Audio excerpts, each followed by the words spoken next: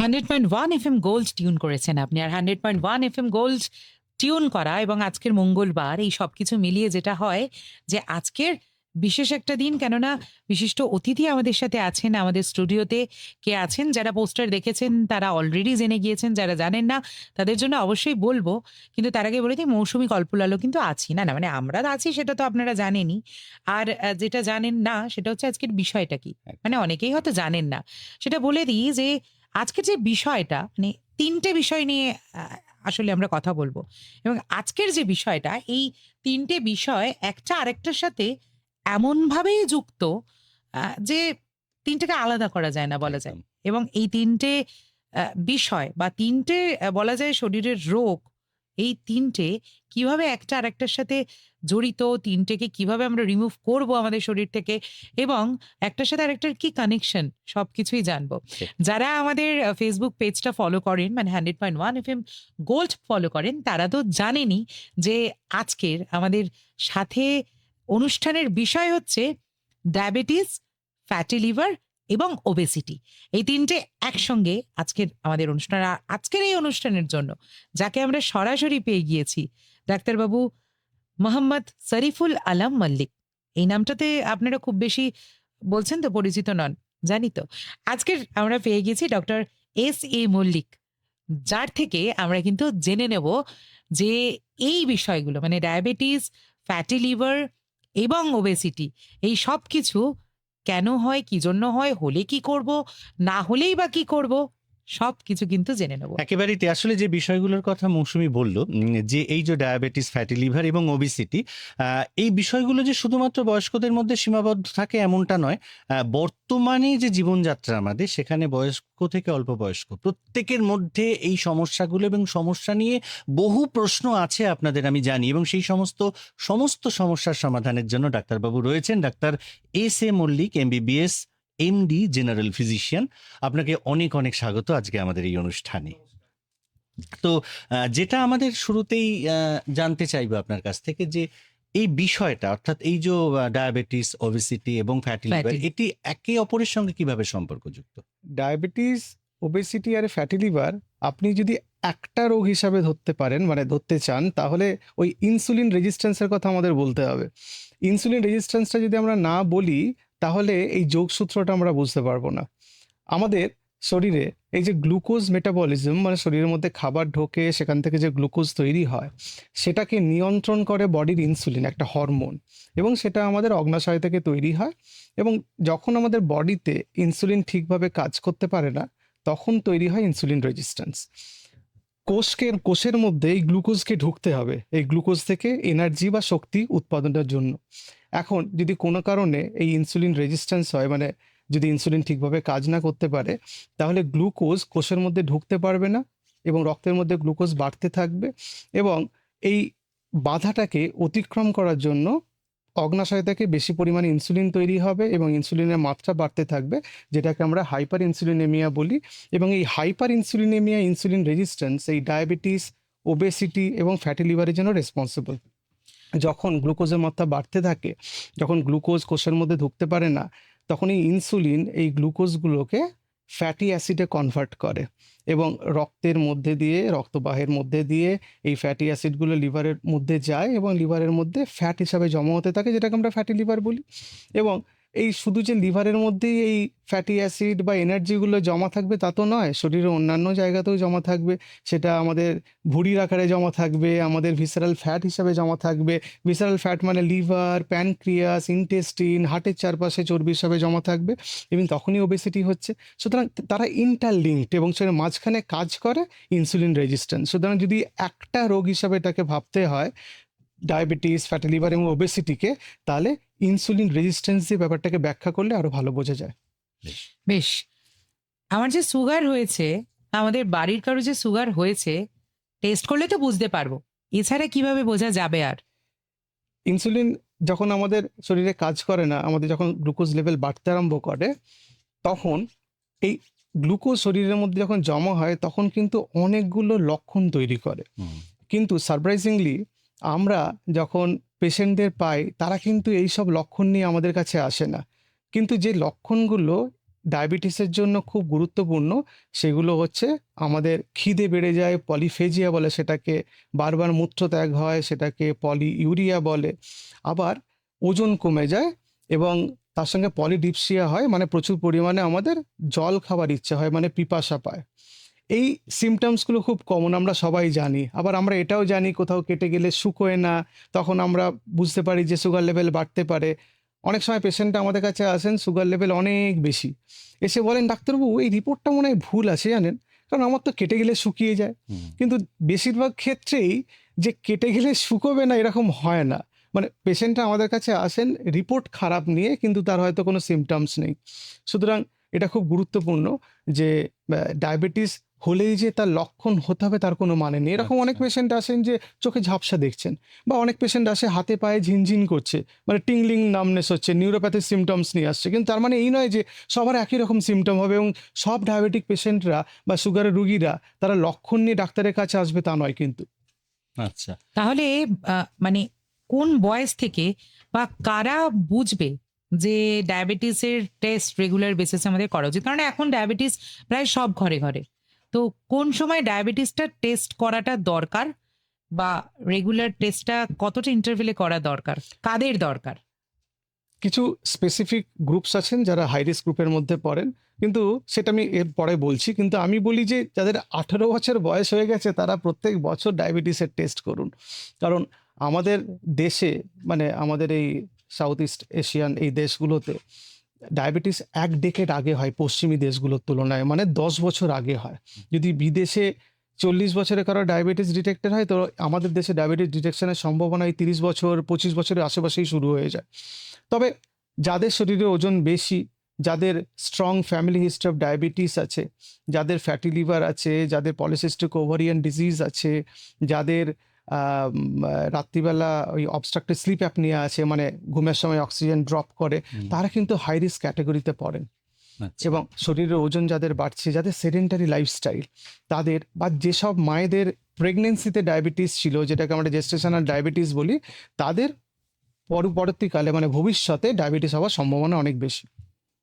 আচ্ছা, এই যে ওবেসিটির কথা আপনি শুরুতেই বলছিলেন যে আমরা এই ওবেসিটি বিষয়টাকে নিয়ে একটু যদি ক্লিয়ার করেন, আর কি করে বুঝবে একজন মানুষ যে সে ওবেসিটিতে ভুগছেন? ওবেসিটিতে বোঝার উপায় আছে। একটা তো বাহ্যিক চেহারা দেখতে, ওজন বেড়ে গেছে দেখতে মনে হচ্ছে। হুম, যদি সায়েন্টিফিক ক্যালকুলেশনে যেতে হয় তাহলে একটা বিএমআই বলে একটা ক্যালকুলেশন আছে, হুম, বডি মাস ইন্ডেক্স। সেটা ক্যালকুলেট করতে হয়, একটা হিসেব আছে, সেটা হচ্ছে যে আপনার শরীরে ওজন কেজিতে কত, সেটাকে তার হাইট মিটারে কত, সেটার স্কোয়ার দিয়ে ডিভাইড করতে হয় এবং সেটা একটা হিসেব মোটামুটি পাওয়া যায়। এখন আহ, এই যে 18.5 বিএমআই বা তার নিচে, এটাকে আন্ডার ওয়েট বলে। নর্মাল বিএমআই হচ্ছে 18.5 টু 24.9।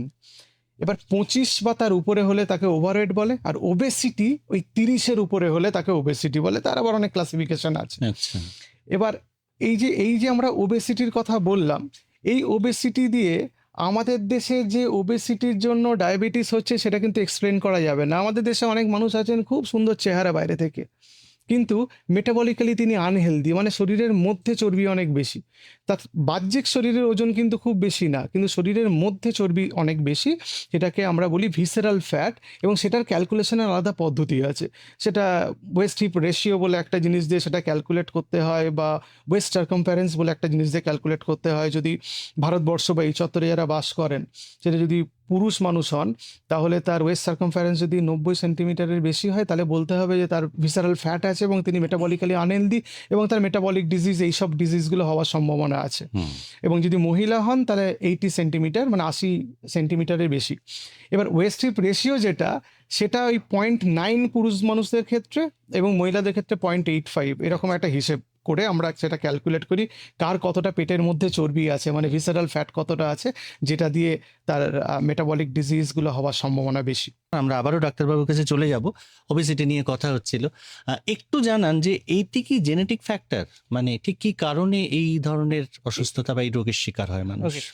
এরকম অনেক আমরা পেশেন্ট পাই, তারা বলেন ডাক্তারবাবু জানেন আমি খুব সাধারণ খাবার দাবার খাই, আমি যে প্রচুর খাই সেটা আমি বলবো না, কারণ আমার বাড়ির লোকজন আমাকে খেতে বলে, আমি খাই না, তা সত্ত্বেও মোটা হয়ে যাচ্ছি, অনেকটা হাওয়া খেয়ে মোটা হয়ে যাওয়ার মতো। এবং আমার মনে হয় আমি জল খেলেও মোটা হয়ে যাচ্ছি, মানে জল খেলেও আমার শরীরে ওজন বেড়ে যায়। এই ক্ষেত্রে একটা জেনেটিক ফ্যাক্টর ডেফিনেটলি কাজ করে। দেখা যায় যে বাড়িতে হয়তো সবার শরীরের ওজন বেশি এবং তার জন্য তারও ওজন বেশি। একটা তো বাড়িতে একটা নর্মাল খাওয়া দাওয়ার একটা পরিবেশ থাকে এবং কোনো কোনো বাড়িতে একটু গুরুপাক খাবার বেশি হয়, একটু বেশি তেল মশলা খান, একটু খাবারের পরিমাণও বেশি খান, কিন্তু একটা জেনেটিক ফ্যাক্টর ডেফিনেটলি আছে এবং এই জেনেটিক ফ্যাক্টরটা আছে বলেই এই ইনসুলিন রেজিস্ট্যান্স তৈরি হয় এবং এই জেনেটিক ফ্যাক্টর আছে বলেই তার ডায়াবেটিস হওয়ার সম্ভাবনা বাড়ে। সুতরাং যখন জেনেটিক ফ্যাক্টর এই ডায়াবেটিস, এই ফ্যাটি লিভার, এই ব্যাপারগুলোর সঙ্গে রিলেটেড, ইনসুলিন রেজিস্ট্যান্সের সঙ্গে রিলেটেড, সুতরাং ওবেসিটির সঙ্গেও এই জেনেটিক ফ্যাক্টর খুব রিলেটেড এবং স্ট্রংলি একটা অ্যাসোসিয়েটেড ফ্যাক্টর। এবং দেখা যায় যাদের বাড়িতে ওজন বেশি হয় তাদের অনেকেরই ওজন বেশি, এরকম আমি অনেককে চিনি এবং তাদের পরিবারের অনেক লোককে আমি চিনি, তারা আমাকে দেখাতে আসেন, আমার পেশেন্ট খুব রোগা কিন্তু তারা খুব কম খান না, কিন্তু প্রচুর খান কিন্তু তাদের শরীরে ওজন বাড়ে না। কিন্তু এরকম অনেক মানুষ আছেন তারা কম খান কিন্তু তাদের মেটাবলিজম কম, শরীরের বিপাক ক্রিয়া কম, তার হার কম, সেই জন্য তাদের শরীরে ওজন বাড়ে। আচ্ছা, এই যে ফ্যাটি লিভার মানে ওবেসিটি হলেই কি তার ফ্যাটি লিভার হবে, বা ফ্যাটি লিভার মানেই সে ওবিস হবে? মোটামুটি এটা একটা ধরে নেওয়া যেতে পারে যে একটা অপরটার সঙ্গে সম্পর্কযুক্ত। আসলে কি হয়, যখন শরীরে চর্বি জমে সেটা শরীরের বাইরে চর্বি জমে না, শরীরের ভিতরেও চর্বি জমে। আমি যে ভিসারাল ফ্যাটের কথা বলছিলাম, যে লিভারের চারপাশে, যে অগ্নাশয়ের চারপাশে, ইন্টেস্টিনের চারপাশে যে চর্বি জমা, সেই চর্বি জমাটা কিন্তু শরীরের বাইরে জমলে ভেতরেও জমবে। এটা আমি বলতে চাই আরেকবার যে শরীরের বাইরে চর্বি না জমলেও শরীরের মধ্যে চর্বি জমার সম্ভাবনা কিন্তু বেশি। যারা আমাদের এই দেশ, এই সাউথ এশিয়া যে দেশগুলোতে আমি কথা বলছিলাম সেই দেশগুলোতে বসবাস করেন, একটা টার্ম আছে, মেডিকেল টার্ম, সেটার নাম হচ্ছে toffee, TOFI, thin outside fat inside বলে। মানে বাইরে থেকে দেখতে পাতলা, খুব রোগাসোগা মানুষ কিন্তু তার শরীরের মধ্যে চর্বি অনেক বেশি। মেটাবলিক্যালি অ্যাক্টিভ ফ্যাট যেটা ভিসারাল ফ্যাট, সেটা কিন্তু অনেক বেশি। এই ভিসারাল ফ্যাটগুলো কিন্তু শরীরের জন্য ভীষণ খারাপ। এই যে ভেতরের যে চর্বি, তারা কি করে, তারা অনেক ইনফ্লামেটরি মার্কার্স মানে সাইটোকাইন্স অনেক তারা নিঃসরণ করে, যেমন ইন্টারলিউকিন 6, CRP বেড়ে যায়, তার জন্য টিউমার নেক্রোসিস ফ্যাক্টর আলফা বলে অনেক সাইটোকাইন্স আছে এবং সেইগুলো ইনসুলিন রেজিস্ট্যান্স করে। এবং এই ফ্যাটগুলো আমাদের বডির যে টোটাল হরমোনাল ব্যালেন্স মেটাবলিজমের জন্য দরকার, বিপাক ক্রিয়ার জন্য দরকার, সেগুলোকেও ঘেঁটে দেয়, হ্যাঁ। ফলে তার জন্য শরীরে ওজন বাড়ে। আচ্ছা, অনেক সময় বলে যে মানসিক চাপ বা ঘুমের অভাব ওবেসিটির একটা কারণ। তাহলে সেক্ষেত্রে শিশুদের মধ্যে এই প্রবণতাটা দেখা যাচ্ছে, তাদের ক্ষেত্রে কতটা মানসিক চাপ থাকে? শিশুদের মধ্যে মানসিক চাপের ব্যাপারটা থেকে তাদের খাদ্যাভ্যাস এবং তাদের অ্যাক্টিভিটি বেশি গুরুত্বপূর্ণ। শিশুদের ক্ষেত্রে মানে শিশুরাও যে স্ট্রেস ফ্রি তা কিন্তু নয়। আজকাল অল্প বয়সী বাচ্চাদের মধ্যে প্রচুর স্ট্রেস, তাদের খেলার সময় নেই, তাদের নিজেদের জন্য সময় নেই। স্কুলে যাচ্ছে, স্কুল থেকে ফিরে এসে আরেক জায়গায় টিউশনে যাচ্ছে, সেখান থেকে ফিরে এসে আরেকটা জায়গায় কোনো একটা অ্যাক্টিভিটি করতে যাচ্ছে। তাদের ছুটির দিনগুলোতেও তাদের সময় নেই তাদের নিজেদের জন্য, তারা আঁকতে যাচ্ছে, কেউ গান শিখতে যাচ্ছে, কেউ নাচ করতে যাচ্ছে, ফলে তারাও কিন্তু স্ট্রেসড। তারা এটাকে ওভারকাম করার জন্য তারাও কিন্তু আনহেলদি খাবারের দিকে তারা ঝুঁকছে, তারা এমন কিছু খাবার দাবারের দিকে অভ্যস্ত হয়ে পড়ছে যে খাবারগুলো আমাদের শরীরে ওজন বাড়িয়ে দেয়। এবং সেই খাবারগুলো মেনলি 5টা খাবার, যেগুলো সাদা দেখতে আমি বলি, যে চিনি, মিষ্টি, আলু, চাল আর ময়দা, এগুলো কিন্তু শিশুরা বেশি কনজিউম করে এবং তাদের তার জন্য শরীরে ওজন তাদের বাড়ে। এবং বড় হলে যারা বড়রা তারা আরেকটা সাদা জিনিসের দিকে বেশি ইনক্লাইন্ড হন, সেটা হচ্ছে নুন, সেটাও কিন্তু আমাদের শরীরের জন্য ভীষণ খারাপ। এবং এই যে শিশুরা অ্যাক্টিভিটি কম করছে, তারা খেলছে কিন্তু মোবাইলে খেলছে, তারা ফিজিক্যাল অ্যাক্টিভিটি তাদের নেই, তাদের চলাফেরা নেই, খেলার জায়গা নেই এবং মা বাবাদের সময় নেই তাদের অ্যাক্টিভিটির জন্য নিয়ে যাওয়ার জন্য, তাদের সঙ্গে খেলার জন্য, তারা যাতে খেলতে আগ্রহী হয় বা তাদের কিছু ফিজিক্যাল অ্যাক্টিভিটির জন্য তারা আগ্রহী হয়, তাদের জন্য একটু সময় দেওয়া, সেগুলো আমাদের সময় নেই। একটা ব্যস্ত জীবনের মধ্যে আমরা চলে এসেছি, আমরা সেভাবে জীবন কাটাচ্ছি, সেই জন্য শিশুদের ওজন বাড়ছে। আমাদের যে হোয়াটসঅ্যাপ নাম্বার, সেখানে একটা হোয়াটসঅ্যাপ এসেছে। হোয়াটসঅ্যাপ করেছেন কার্তিক মণ্ডল, দাউদপুর, সন্দেশখালী জেলা, উত্তর 24 পরগনা থেকে। তিনি বলছেন, আমার ফ্যাটি লিভার শুরু হয়েছে, ইউএসজি দেখে ডাক্তার বলেছেন।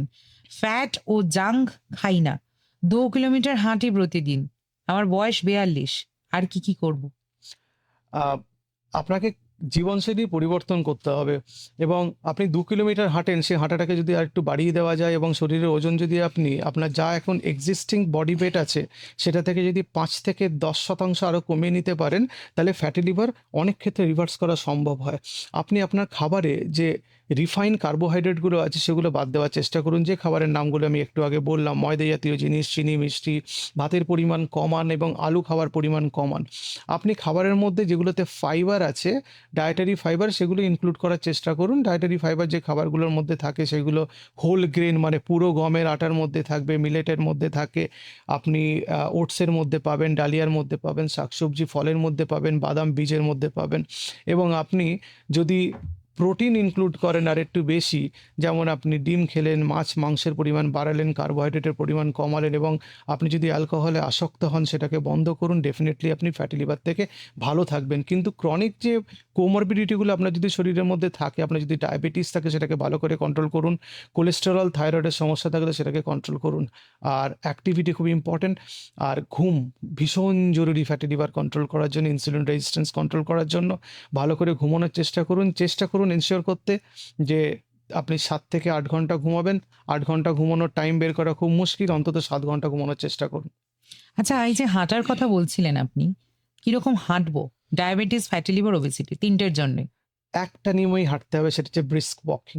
ব্রিস্ক ওয়াকিং মানে সেই ওয়াকিং যে স্পিডে বা যেভাবে আপনি হাঁটলে আপনি জোরে জোরে শ্বাস নেবেন, আপনার হার্ট রেট বাড়বে, আপনার ঘাম হবে, এবং আপনার হাত নাড়িয়ে হাঁটতে হবে, মানে সুইঙ্গিং আর্মসে হাঁটতে হবে, এবং ঘাড় সোজা থাকবে, পিঠ সোজা থাকবে।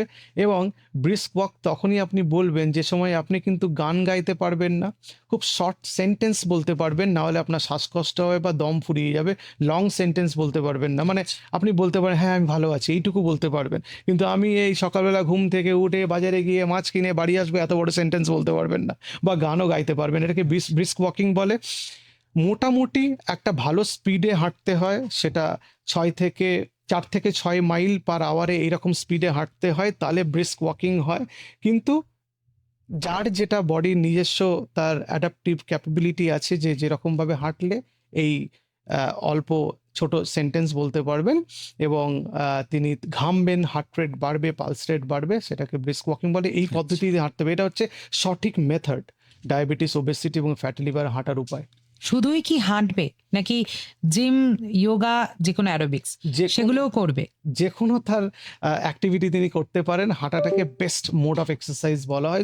অনেকগুলো বৈজ্ঞানিক গবেষণা আছে, স্টাডি আছে, সেগুলোতে বলা হয়েছে। তবে রেজিস্ট্যান্ট এক্সারসাইজ করাও খুব জরুরি, মানে নিজে বডি ওয়েটস নেওয়া, পুশ আপস করা বা ওয়েটস নেওয়া, পিলাটিস করা, যেভাবে যা রেজিস্ট্যান্ট এক্সারসাইজ করতে পারে, বা রাবার ব্যান্ড এক্সারসাইজ। তবে এই যে জাম্পিং, জগিং, সুইমিং, সাইক্লিং, এগুলো সবকটাই কিন্তু এরোবিক এক্সারসাইজ, এগুলোও করতে পারে। অনেক সময় স্পোর্টস অ্যাক্টিভিটি করে, টেনিস খেলছে, ক্রিকেট খেলছে, ফুটবল খেলছে, সেটা তো অ্যাক্টিভিটি হচ্ছে। Any form of physical movement, আমাদের বডির এনি ফর্ম অফ মুভমেন্টই আমাদের এক্সারসাইজ করে, এবং সবকটা জরুরি, ভালো। এরপরে আমাদের আরো একটা হোয়াটসঅ্যাপ আছে, সেই হোয়াটসঅ্যাপে চলে যাব। অনির্বাণ দাস দুর্গাপুর থেকে, তিনি বলছেন এসজিওটি এবং এসজিপিটি কিভাবে কমানো যায়, ডাক্তারবাবু যদি কিছু বলেন। প্রথম কথা আপনাকে জানতে হবে আপনার এসজিপিটি, এসজিওটি কেন বাড়লো। আপনার কি ফ্যাটি লিভার থেকে বেড়েছে? ফ্যাটি লিভার থেকে যে এসজিপিটি, এসজিওটি বাড়ে সেটাকে নন অ্যালকোহলিক স্টিয়াটোহেপাটাইটিস বলে, যদি আপনি অ্যালকোহল না খান। কেউ যদি অ্যালকোহল কনজিউম করেন তাহলে এসজিপিটি, এসজিওটি বাড়বে।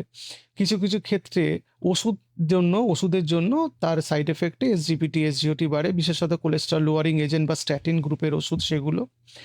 আরও জন্ডিসে বাড়ে, মানে ভাইরাল হেপাটাইটিসে বাড়ে। তা আপনার কোন কারণে বেড়েছে সেটা আগে নির্ণয় করা দরকার। যদি আপনার ফ্যাটি লিভারের জন্য বাড়ে, তাহলে ফ্যাটি লিভার নিয়ে আমাদের আলোচনা চলছে, তার উত্তর আপনি এখানেই পেয়ে যাবেন। যদি আপনার ওষুধ থেকে বাড়ে, তাহলে ডাক্তারবাবুর কাছে জেনে নিতে হবে যে আপনার ওষুধের ডোজ মডিফিকেশন করতে হবে কিনা, ওষুধ চেঞ্জ করতে হবে কিনা। আপনার যদি ভাইরাল হেপাটাইটিসে বাড়ে, তাহলে ভাইরাল হেপাটাইটিস মার্কারগুলো টেস্ট করে না দেখলে তো আপনি বুঝবেন না কেন বেড়েছে। আর আলট্রাসোনোগ্রাফি করলে মোটামুটি একটা ধারণা পাওয়া যায় পেটের, যে লিভারে চর্বি জমেছে, সেখান থেকে বেড়েছে কিনা, অথবা অন্য কোনো কারণে বেড়েছে। তো এর সঠিক একটা চিকিৎসা পদ্ধতি করা দরকার। আমি তো আপনাকে না দেখে পুরো জিনিসটা বলতে পারবো না, তবে আপনাকে মোটামুটি একটা ধারণা দেওয়ার চেষ্টা করলাম কী কারণে আপনার এসজিপিটি, এসজিওটি বেড়েছে, এবং সেটা কমবে কিভাবে। এই উপায়গুলোর মাধ্যমেই কমবে। আচ্ছা, অনেকেই বলে যে আমার সুগার বর্ডার লাইন, এই কথাটা কি বিপজ্জনক নাকি আদৌ বিপজ্জনক নয়, মানে সে স্যাটিসফাইড? মানে বর্ডারে থেকেও কি আমরা সাবধানে আছি, এটাই হচ্ছে ব্যাপার। বর্ডারের থেকে সাবধানে আমরা নেই, তার কারণ হচ্ছে এই যে সুগার বর্ডার লাইন বলছেন, মানে প্রি ডায়াবেটিসের কথা যিনি বলছেন, আসলে ডায়াবেটিসের সব চেঞ্জেসগুলো বডিতে শুরু হয়ে গেছে, শুধু ওষুধ খেতে হচ্ছে না, এটাই একটা তফাৎ। এখন এই যে এই বর্ডার লাইন সুগার মানে কি? আমাদের সাধারণত আমাদের ফাস্টিং ব্লাড সুগার 100 নিচে থাকলে আমরা বলি যে তিনি ঠিক আছেন, এটা নর্মাল আছে। এখন 100 থেকে 125 মধ্যে যদি ফাস্টিং ব্লাড সুগার থাকে আর HbA1c মনে করুন 5.7 to 6.4 এর মধ্যে থাকছে, তাহলে কিন্তু এই প্রি ডায়াবেটিক রেঞ্জে আছে। এবং সেটা যদি আপনি পিপি ব্লাড সুগার করেন তাহলে মোটামুটি 140 to 199 এর মধ্যে পড়বে। এটা বর্ডার লাইন ব্লাড সুগার বা বর্ডার লাইন ডায়াবেটিসের মতো আর কি, মানে সেটা তার ডেফিনেশন। এখন এই বর্ডার লাইন ডায়াবেটিস হচ্ছে বলে একদম সেফ, তা কিন্তু নয়। তার কিন্তু হার্টের চেঞ্জেস হচ্ছে, তার রেটিনা চেঞ্জ হতে পারে, এবং তার শরীরের মধ্যে যা যা জিনিসপত্র ডায়াবেটিসে হয়, যেসব পরিবর্তনগুলো ঘটে, ফ্যাটি লিভার ইত্যাদি সবকটাই কিন্তু ঘটছে। মানে ইনসুলিন রেজিস্ট্যান্স বডিতে শুরু হয়েছে, এবং তাকে এই ইনসুলিন রেজিস্ট্যান্স কন্ট্রোল করার জন্য সচেতন হয়ে যেতে হবে শরীরে ওজন কমানোর মাধ্যমে, খাদ্যাভ্যাসের পরিবর্তনের মাধ্যমে এবং ফিজিক্যাল অ্যাক্টিভিটির মাধ্যমে। আচ্ছা আচ্ছা, আমাদের মেসেজ করেছে, হোয়াটসঅ্যাপে পাঠিয়েছে সুনেত্রা সেন, হাবড়া থেকে লিখেছেন, ওবিসিটি থেকে কি কি গুরুতর রোগ হতে পারে?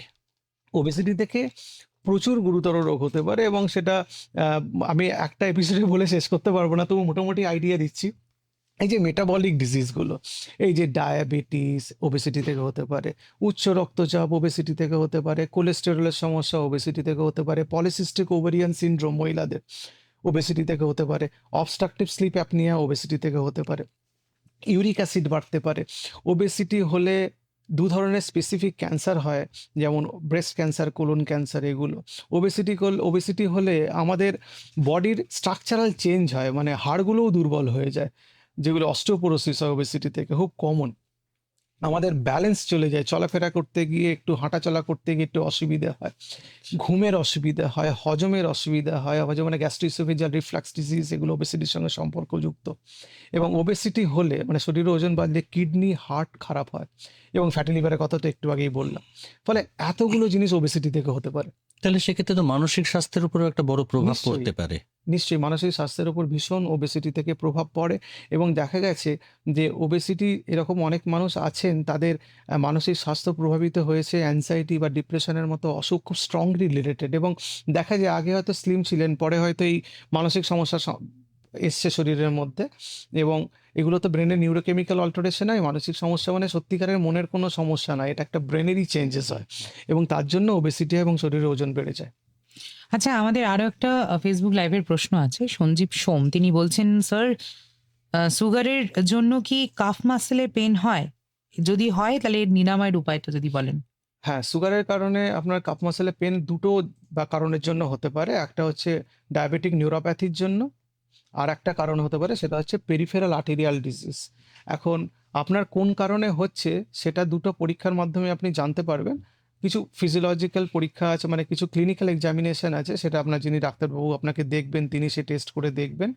যদি ল্যাবরেটরি টেস্ট করতে হয় তাহলে আপনাকে নার্ভ কন্ডাকশন স্টাডি বা নার্ভ কন্ডাকশন ভেলোসিটি বলে একটা পরীক্ষা আছে, সেটা পায়ের পরীক্ষা করে দেখতে হবে আপনার পায়ের নার্ভ ড্যামেজ হয়েছে কিনা, অথবা পায়ের ডপলার স্টাডি করে আর্টারির মধ্যে ব্লাড সাপ্লাই দেখতে হয়, দেখে বুঝতে হয় যে কোথাও অবস্ট্রাকশন হচ্ছে কিনা, ব্লাড সাপ্লাই ঠিক আছে কিনা, এবং সেখানে কিছু পরিবর্তন করতে হবে কিনা ওষুধের এবং আপনার লাইফস্টাইলে, তাহলে বুঝতে পারবেন। আপনি না টেস্ট করে বুঝতে পারবেন না কী কারণে হচ্ছে। এবং অনেক পেশেন্ট আমরা পাই যে মেটফরমিনের জন্য তার ভিটামিন B12 ডেফিসিয়েন্সি হচ্ছে শরীরে, এবং তাতে কাপ মাসলে ব্যথা হচ্ছে। ল্যাক অফ ফিজিক্যাল অ্যাক্টিভিটির জন্য কাফ মাসলে ব্যথা হয়। ডায়াবেটিস থেকে যাদের ওজন বাড়ে তাদের ওজনের জন্য কাফ মাসলে ব্যথা হয়। ম্যাগনেসিয়াম ডেফিসিয়েন্সিতে কাফ মাসলে ব্যথা হয়। ভিটামিন ডি ডেফিসিয়েন্সি কাফ মাসলে ব্যথা হয়, এবং ভিটামিন ইর জন্যও কাফ মাসলে ব্যথা হয়। ফলে অনেকগুলো কারণ আছে। আর ডায়াবেটিস থেকে যাদের ইউরিক অ্যাসিড বাড়ছে, কিছু মানুষের তাদের কাফ মাসলের ব্যথা হতে পারে। আচ্ছা, একজন বন্ধু প্রশ্ন করেছেন, ওজন কমানোর ওষুধ কতটা নিরাপদ? ওজন কমানোর তো দু ধরনের ওষুধ এখন বাজারে চলে। একটা হচ্ছে অর্লিস্টাট বলে একটা ওষুধ, আর একটা GLP-1 বলে একটা ওষুধ। অর্লিস্টাট ওষুধটা পেটের গোলমাল করে। পেটে গোলমাল করে মানে অ্যাবডোমিনাল ব্লোটিং, তার সঙ্গে ডায়রিয়া, কারো কারো ক্ষেত্রে গা বমি এবং বমির ভাব ইত্যাদি করে। এবং এই ওষুধটা তেলতেলে পায়খানা করায়, মানে পটিটা তেলতেলে হয়ে যায়, এটাকে অয়েলি স্টুল বলা হয়। আসলে ফ্যাটটা যে ফ্যাটটা খাবারের মধ্যে দিয়ে শরীরে ঢোকে, আনডাইজেস্টেড অবস্থাতে শরীর থেকে বেরিয়ে যায় বলে তেলতেলে পটি হয়। আর GLP-1 রিসেপ্টরের তো ওই সাইড এফেক্টগুলো মোটামুটি কাছাকাছি, যে পেট ফোলা, ডায়রিয়া হওয়া বা গা বমি হওয়া, এগুলো হয়। অনেকের ক্ষেত্রে কিডনিতে প্রবলেম হতে পারে, যাদের এক্সিস্টিং রেটিনোপ্যাথি আছে তাদের ক্ষেত্রে অসুবিধে তৈরি করতে পারে। সুতরাং প্রত্যেকটা জিনিসের যেমন তার ইফেক্ট আছে, তার সাইড এফেক্ট আছে অন্যান্য অনেক ওষুধের মতো। সেটা পেশেন্টকে দেখে বুঝে তার অবস্থার পরিপ্রেক্ষিতে, তার আর্থসামাজিক অবস্থা, তার বাড়িতে কে কেয়ার গিভার আছেন সেটা দেখা, এবং তিনি রেগুলার পরীক্ষা নিরীক্ষা করতে পারবেন কিনা সেটা দেখা, তিনি কি ধরনের কাজ করেন, তার খাদ্যাভ্যাস কি, সবকিছু দেখে ওষুধ প্রেসক্রাইব করা হয়। তাহলে সেক্ষেত্রে তো প্রাসঙ্গিকভাবে একটা প্রশ্ন এসেই যায় যে প্রতিদিনের অভ্যাসটা তাহলে কি হতে পারে? ধরুন ওবেসিটির ক্ষেত্রে বা যাদের ওজন বেড়ে যাচ্ছে, প্রত্যেক দিনের অভ্যাসটা কি? ডায়াবেটিস সবকিছু ডায়াবেটিসের ক্ষেত্রে হ্যাঁ। প্রত্যেকদিন ওভারটা ওই ডিসিপ্লিন লাইফস্টাইল। সবাইকে বলি যে যে আপনি যদি সুস্থ থাকতে চান, মেটাবলিক ডিজিজ থেকে ভালো থাকতে চান, বা মেটাবলিক ডিজিজটাকে এড়িয়ে চলতে চান, তাহলে আপনাকে ডিসিপ্লিনড হতে হবে এবং তার জন্য মোটিভেটেড হতে হবে। এবং আপনি তখনই মোটিভেটেড থাকবেন যদি আপনি ডিসিপ্লিন থাকেন। মানে মনে করুন আপনাকে ডায়াবেটিসের জন্য বা ওবেসিটির জন্য আপনাকে ডাক্তারবাবু বলেছেন ওয়াকিং করতে, কিন্তু আপনি একটা জব করেন, যে জবটার জন্য আপনাকে সকাল 8:30 9টায় আপনাকে বাড়ি থেকে বেরিয়ে যেতে হয়, এবং রাত্রিবেলা আপনি বাড়ি ফেরেন ওই 8:30 9টায় ধরুন, তাহলে আপনার তো আর এক্সারসাইজ করার বা ওয়াক করার সময় থাকলো না। তাহলে আপনাকে কি করতে হবে? আপনাকে সকালবেলা ঘুম থেকে তাড়াতাড়ি একটু উঠতে হবে, যে সময়টা আপনি উঠে একটু এক্সারসাইজ ওয়াক করতে পারবেন। তাহলে সকালবেলা তাড়াতাড়ি ঘুম থেকে উঠতে গেলে আপনাকে কি করতে হবে? রাত্রিবেলা তাড়াতাড়ি ঘুমোতে হবে, না ঘুম কমপ্লিট না হলে তার উঠতে পারবেন না। আর যদি ঘুম ঠিকঠাক না হয় তাহলে আপনি এনার্জিও পাবেন এক্সারসাইজ করার জন্য। তাহলে রাত্রিবেলা তাড়াতাড়ি ঘুমোতে হবে, এটা একটা ক্রাইটেরিয়া। তাহলে রাত্রিবেলা তাড়াতাড়ি ঘুমোতে গেলে কি করতে হবে? রাত্রিবেলা তাড়াতাড়ি ঘুমোতে গেলে আমাদের খাবারটা রাত্রে তাড়াতাড়ি খেতে হবে, এবং আমাদের ফোন বা অন্যান্য যেসব অভ্যেসগুলো আছে সেগুলো থেকে আমাদের কিছুটা দূরে সরাতে হবে। তবে আমরা সকালবেলা ঘুম থেকে উঠতে পারবো, তবেই আমাদের ডিসিপ্লিনড লাইফটা শুরু হবে। এবং ডিসিপ্লিন লাইফটা শুরু মানে শুধু কি এক্সারসাইজ? তার মানে খাদ্যাভ্যাসও আছে। এবার আপনার খাবারের প্ল্যানিংটা ঠিক মতো না। আপনি এমনভাবে প্ল্যানিংটা করলেন যে আপনার সঙ্গে কোনো খাবার থাকছে না, আপনার খিদে পেলে আপনাকে বাইরে থেকে সেই জাঙ্ক ফুড কিনে খেতে হচ্ছে। তাহলে তো আপনি শরীরে ওজন কমাতে পারবেন না, ডায়াবেটিসের নিয়ন্ত্রণে থাকবে না। তাহলে খাদ্যাভ্যাস ঠিক করতে গেলে আমাকে আগে থেকে খুব মিল প্ল্যানিং করতে হবে, যে আমি কি খাবো, এবং তার জন্য আমাকে বাজারেতে আগের দিনের খাবার দাবার জিনিসপত্র কিনে এনে মজুত রাখতে হবে, সেটা বাড়িতে বানাতে হবে, এবং তার জন্য আরেকটু ডিসিপ্লিনড হতে হবে, টাইম বার করতে হবে। এবার টাকার হিসেব করে যদি এগোতে চান, তাহলে আমি দুটো জিনিস বলি এখানে। একটা হচ্ছে যে জিনিসগুলোতে আপনার বাজে খরচ হয় সেই জিনিসগুলোকে আপনি আইডেন্টিফাই করুন, তাহলে আপনি কিন্তু ডিসিপ্লিন লাইফের মধ্যে ঢুকতে পারবেন এবং হেলদি কিছু জিনিসপত্র করতে পারবেন যেগুলোতে আপনি একটু খরচ করতে একদম। পারবেন। এই মুহূর্তে আমাদের প্রশ্ন রয়েছে বাউরিয়া থেকে। তিনি বলছেন, ডাক্তারবাবু, ডায়াবেটিস হলে প্রেশার কি মাঝে মাঝে লো হয়ে যায়, পেটে ব্যথা হয়? শান্তনু ঘোষ প্রশ্ন করেছেন বাউরিয়া থেকে। ডায়াবেটিসে যদি প্রেশার লো হয়ে যায় সেটা কিন্তু খুব কমপ্লিকেশন, ডায়াবেটিসের নর্মালি হয় না। যে কিছু ডায়াবেটিসের ক্ষেত্রে হতে পারে যে আপনার প্রেশার কমে গেল, মনে করুন আপনি SGLT2 ইনহিবিটর গ্রুপের ওষুধ খান এবং ওষুধটা সবে শুরু করেছেন, ওষুধটা শরীর থেকে জল এবং সল্ট কিছুটা বার করে, ফলে সেখান থেকে একটা প্রেশার লো হতে পারে। অথবা ডায়াবেটিসের একটা কমপ্লিকেশন আছে, ডায়াবেটিক কিটোঅ্যাসিডোসিস, সেটাতে মানুষ প্রায় অজ্ঞানের মতো হয়ে যায় এবং সেটাতে প্রেশার লো হয়। কিন্তু ডায়াবেটিসে প্রেশার লো হয় কিছু কিছু মানুষের ক্ষেত্রে যারা ডায়াবেটিসটাকে ভয় পেয়ে গিয়ে খাবার দাবার অত্যন্ত কমিয়ে দেন, এবং তারা তাদের শরীরের মধ্যে জল ঠিকঠাক পৌঁছচ্ছে না, তাদের সব খাবারের মধ্যে যথেষ্ট পরিমাণে যে সল্ট বা ইলেকট্রোলাইটস থাকা দরকার সেগুলো পৌঁছচ্ছে না, ভয় পেয়ে গিয়ে খাবার দাবারই কমিয়ে দিয়েছেন, শরীরের ওজন এতটা কমে গেছে তাদের প্রেশার কমছে। কিন্তু সাধারণভাবে ডায়াবেটিসের ওষুধ বা ডায়াবেটিসের রোগে কিন্তু প্রেশার কমে না। মানে এখানে এই প্রশ্নটা আসে যে ওবেসিটি বা এই ধরনের ডায়াবেটিস নিয়ে আমাদের ভুল ধারণাটা কি? আমরা অনেক সময় ভুল ধারণার বশবর্তী হয়ে অনেক কিছু করে ফেলি ডাক্তারের পরামর্শ ছাড়াই। সেই ভুল ধারণাগুলো কি কি? প্রথম ভুল ধারণা হচ্ছে মিষ্টি খেলে ডায়াবেটিস হয়। মিষ্টি খেলে সবার ডায়াবেটিস হবে না। আপনার যদি ডায়াবেটিস হওয়ার সম্ভাবনা শরীরে তৈরি হয়, মানে ইনসুলিন রেজিস্ট্যান্স তৈরি হয়, আপনার শরীর যদি মিষ্টি যে শরীরের মধ্যে হজম হয়ে গ্লুকোজ তৈরি করছে সেটাকে হ্যান্ডেল করার মতো যথেষ্ট ক্যাপাসিটি না থাকে, তাহলে আপনার ডায়াবেটিস হবে। এটা একটা খুব বড় মিস্টেক। 2 নম্বর হচ্ছে অনেকে মনে করেন যে এই ডায়াবেটিসের ওষুধ শুরু করব না, ওষুধ শুরু করলে সারা জীবন খেতে হবে আমাকে ওষুধ।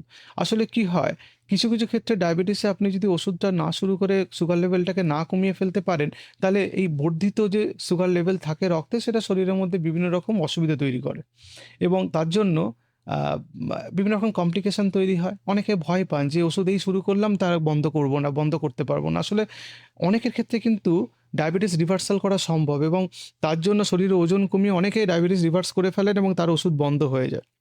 আর একটা খুব কমন মিসকনসেপশন হচ্ছে যে ডায়াবেটিসের ওষুধ খাচ্ছি ভয়ে সুগার টেস্ট করছি না, না। পাছে বেশি আসে। তাহলে খাওয়া দাওয়া যদি বন্ধ হয় বা যেরকম একটু খাওয়া দাওয়ার বেশি চলছে সেটাকে যদি রেকটিফাই করতে হয়, তো অনেকে এটা করেন না, এটা একটা খুব বাজে অভ্যাস আমি বলবো। আর একটা মিসকনসেপশন হচ্ছে যে একবার ডাক্তারের কাছে গেছি, ওষুধ শুরু হয়েছে মানে আর ফলো আপের দরকার নেই, ওষুধটাই চলছে। এরকম অনেক পেশেন্টের আমরা পাই যে ওষুধ শুরু হয়েছে, একই ওষুধই খাচ্ছেন, অথচ দেখা গেছে সুগার লেভেল কোনো কারণে সম্পূর্ণ নিয়ন্ত্রণে আসেনি, ওষুধের ডোজ মডিফিকেশন করার দরকার ছিল, কিছু পরীক্ষা নিরীক্ষা করার দরকার ছিল, পেশেন্টের ক্লিনিক্যালি দেখার দরকার ছিল, ব্লাড প্রেশার মনিটর করার দরকার ছিল, সেগুলো না করার জন্য হয়তো অর্গান ডিসফাংশন শুরু হয়েছে, কিডনি ডিসফাংশন বা হার্টের কোনো সমস্যা শুরু হয়েছে। ফলে এই মিসকনসেপশনসগুলো থেকে আমাদের বেরিয়ে আসতে হবে। এরকম অনেক অনেক এরকম আমাদের মিথ আছে, মিসকনসেপশনস আছে ডায়াবেটিসে, যেগুলো আমাদের আরও অস্বাস্থ্যকর পরিস্থিতির দিকে এগিয়ে দেয় এবং তার জন্য ডায়াবেটিসের অনেক জটিলতা তৈরি হয়। তো সোশ্যাল মিডিয়াতে এরকম অনেক ফিটনেস ট্রেন্ডস আছে, মানে যেগুলো আমাদের প্রত্যেকটা মুহূর্তে এই জায়গা থেকে কন্ট্রোল করবার নানান রকম উপায়গুলো বলে দেন। তো সেটা কতটা মানে ঝুঁকিপূর্ণ বা কতটা ইম্পর্টেন্ট আমাদের? কিছু কিছু আনরেগুলেটেড ওষুধ বাজারে পাওয়া যায়, যেগুলো খুব বিজ্ঞাপন চলে, সেগুলো আমি খেতে না বলি।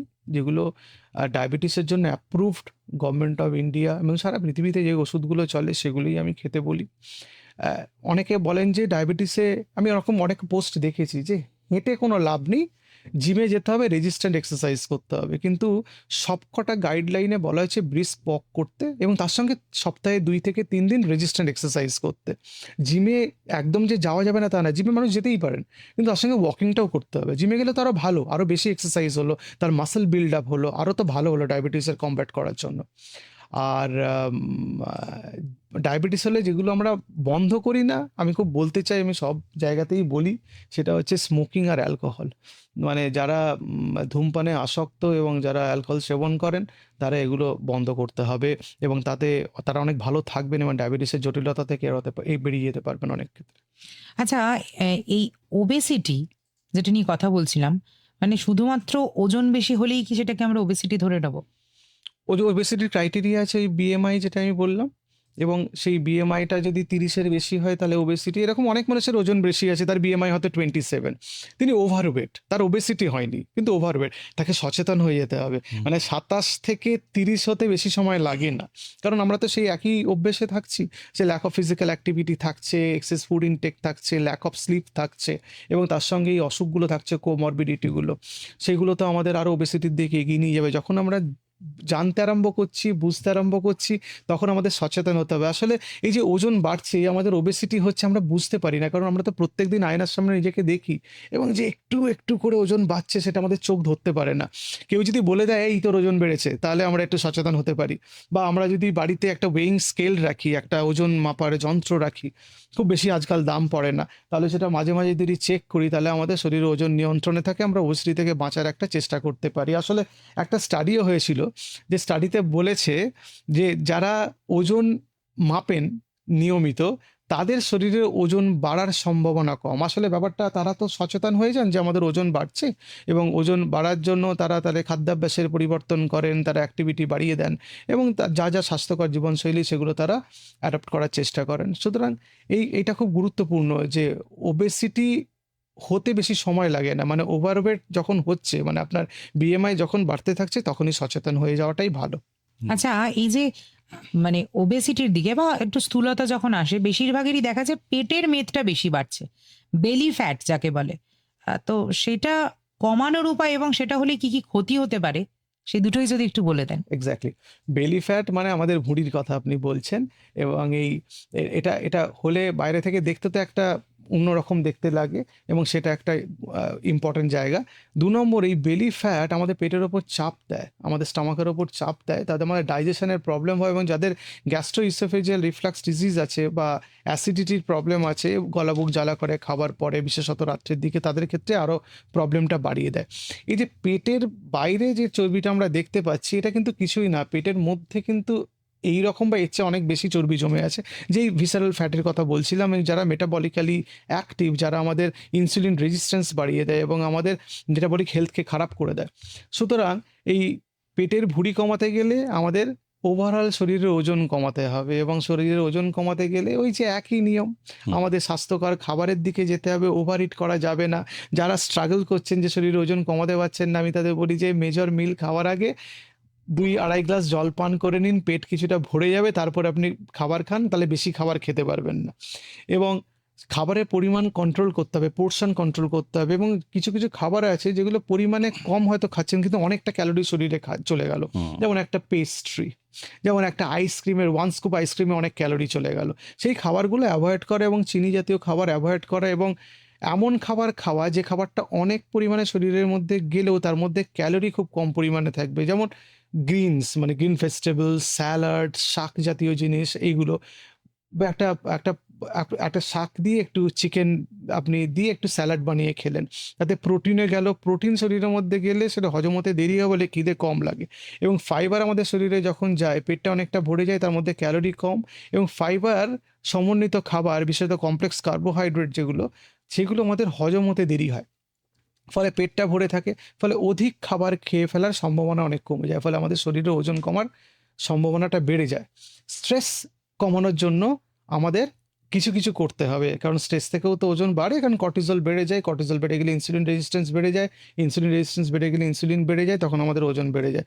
এই স্ট্রেস কমার জন্য আমাদের যোগা করতে হবে, আমাদের মেডিটেশন করতে হবে, মাইন্ডফুলনেস করতে হবে, কিছু ফিজিক্যাল অ্যাক্টিভিটি করতে হবে, আপনার যদি কিছু হবি থাকে সেগুলো আপনি নার্চার করতে পারেন, এবং ঘুম, রাত্রে ভালো করে না ঘুমোলে ওজন বেড়ে যায়, এটা সবাই আজকাল জেনে গেছি আমরা।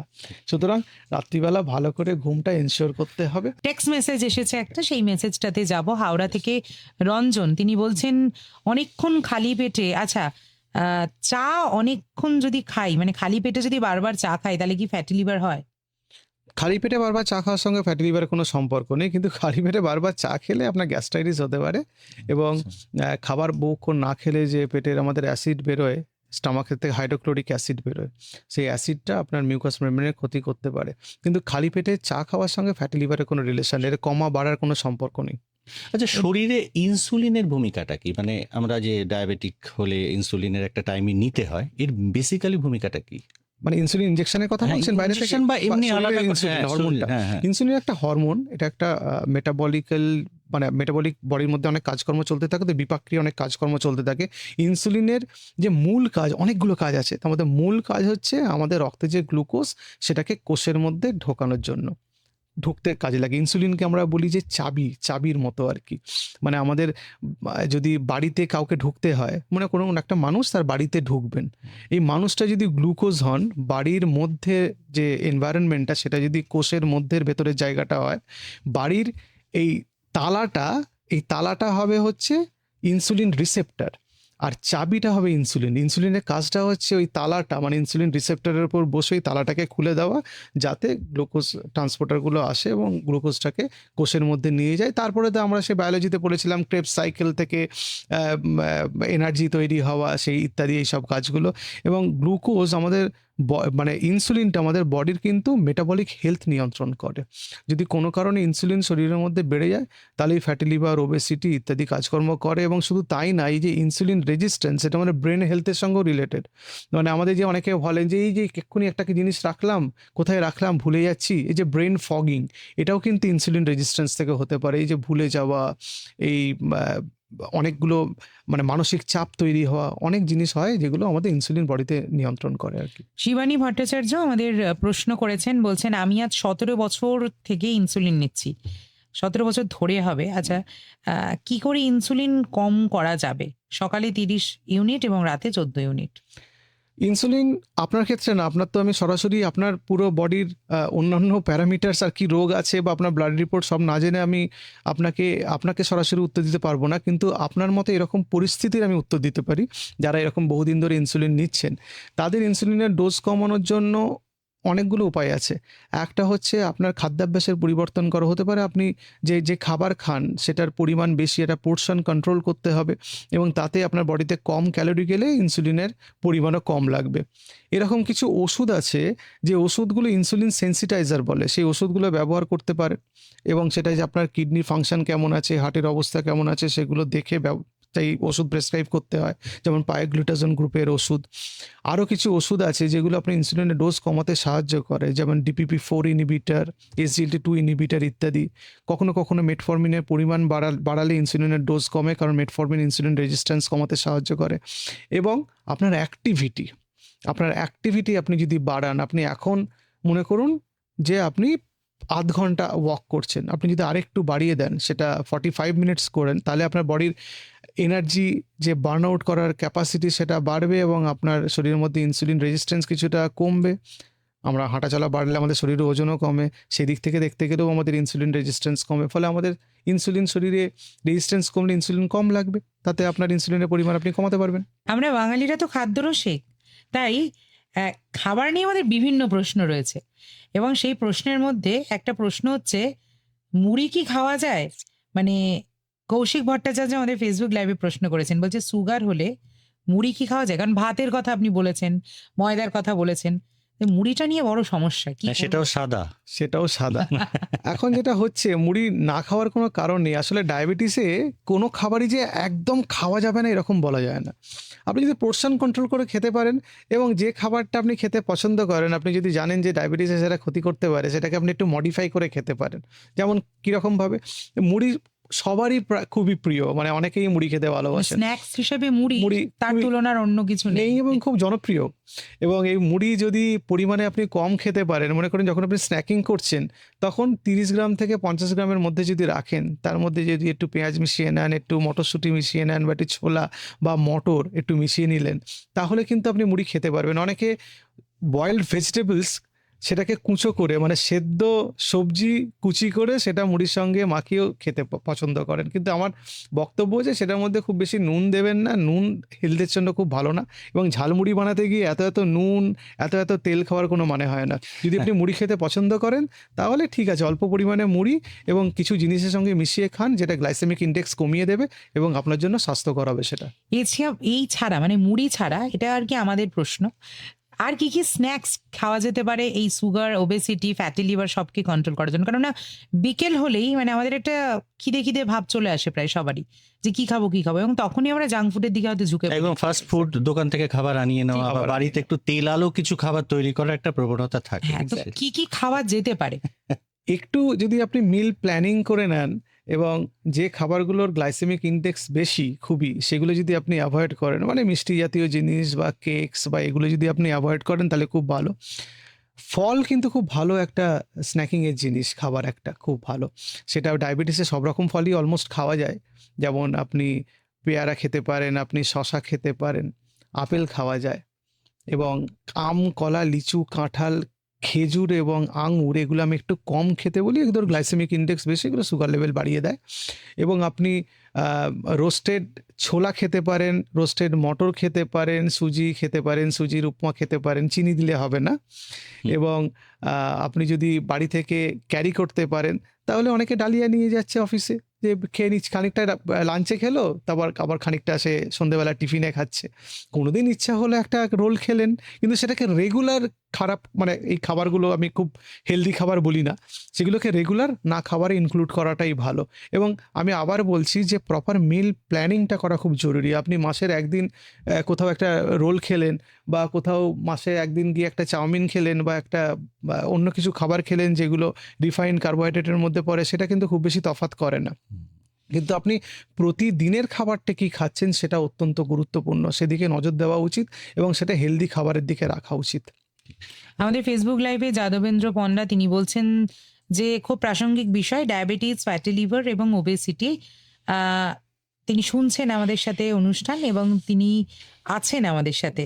তিনি regular দিলীপ basis এ ব্যানার্জিও থাকেন। দিলীপ ব্যানার্জিও পাশাপাশি প্রশ্ন করেছেন সল্টলেক থেকে, লিখেছেন যে অনেক সময় কি কোনো লক্ষণ ছাড়াও ডায়াবেটিস থাকতে পারে?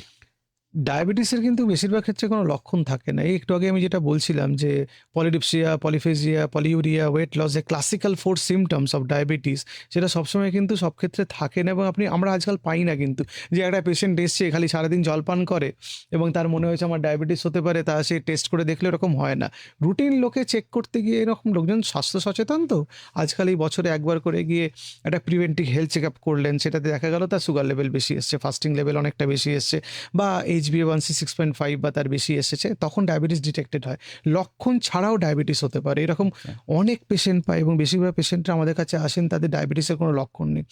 মূত্রনালীর সংক্রমণ, বা তার কোথাও কেটে গেছে শুকোচ্ছে না, বা তার একটা ওয়েট লস হয়েছে, বা তার হাতে পায়ে ঝিনঝিন করছে, বা চোখে ঝাপসা দেখছে, এগুলো তো পাই। কিন্তু বেশিরভাগ পেশেন্টরা আমাদের কাছে আসেন রিপোর্ট নিয়ে, তো ডায়াবেটিস ডিটেক্টেড হয়েছে, হঠাৎ করে টেস্ট করতে গিয়ে কিন্তু তার কোনো লক্ষণ নেই।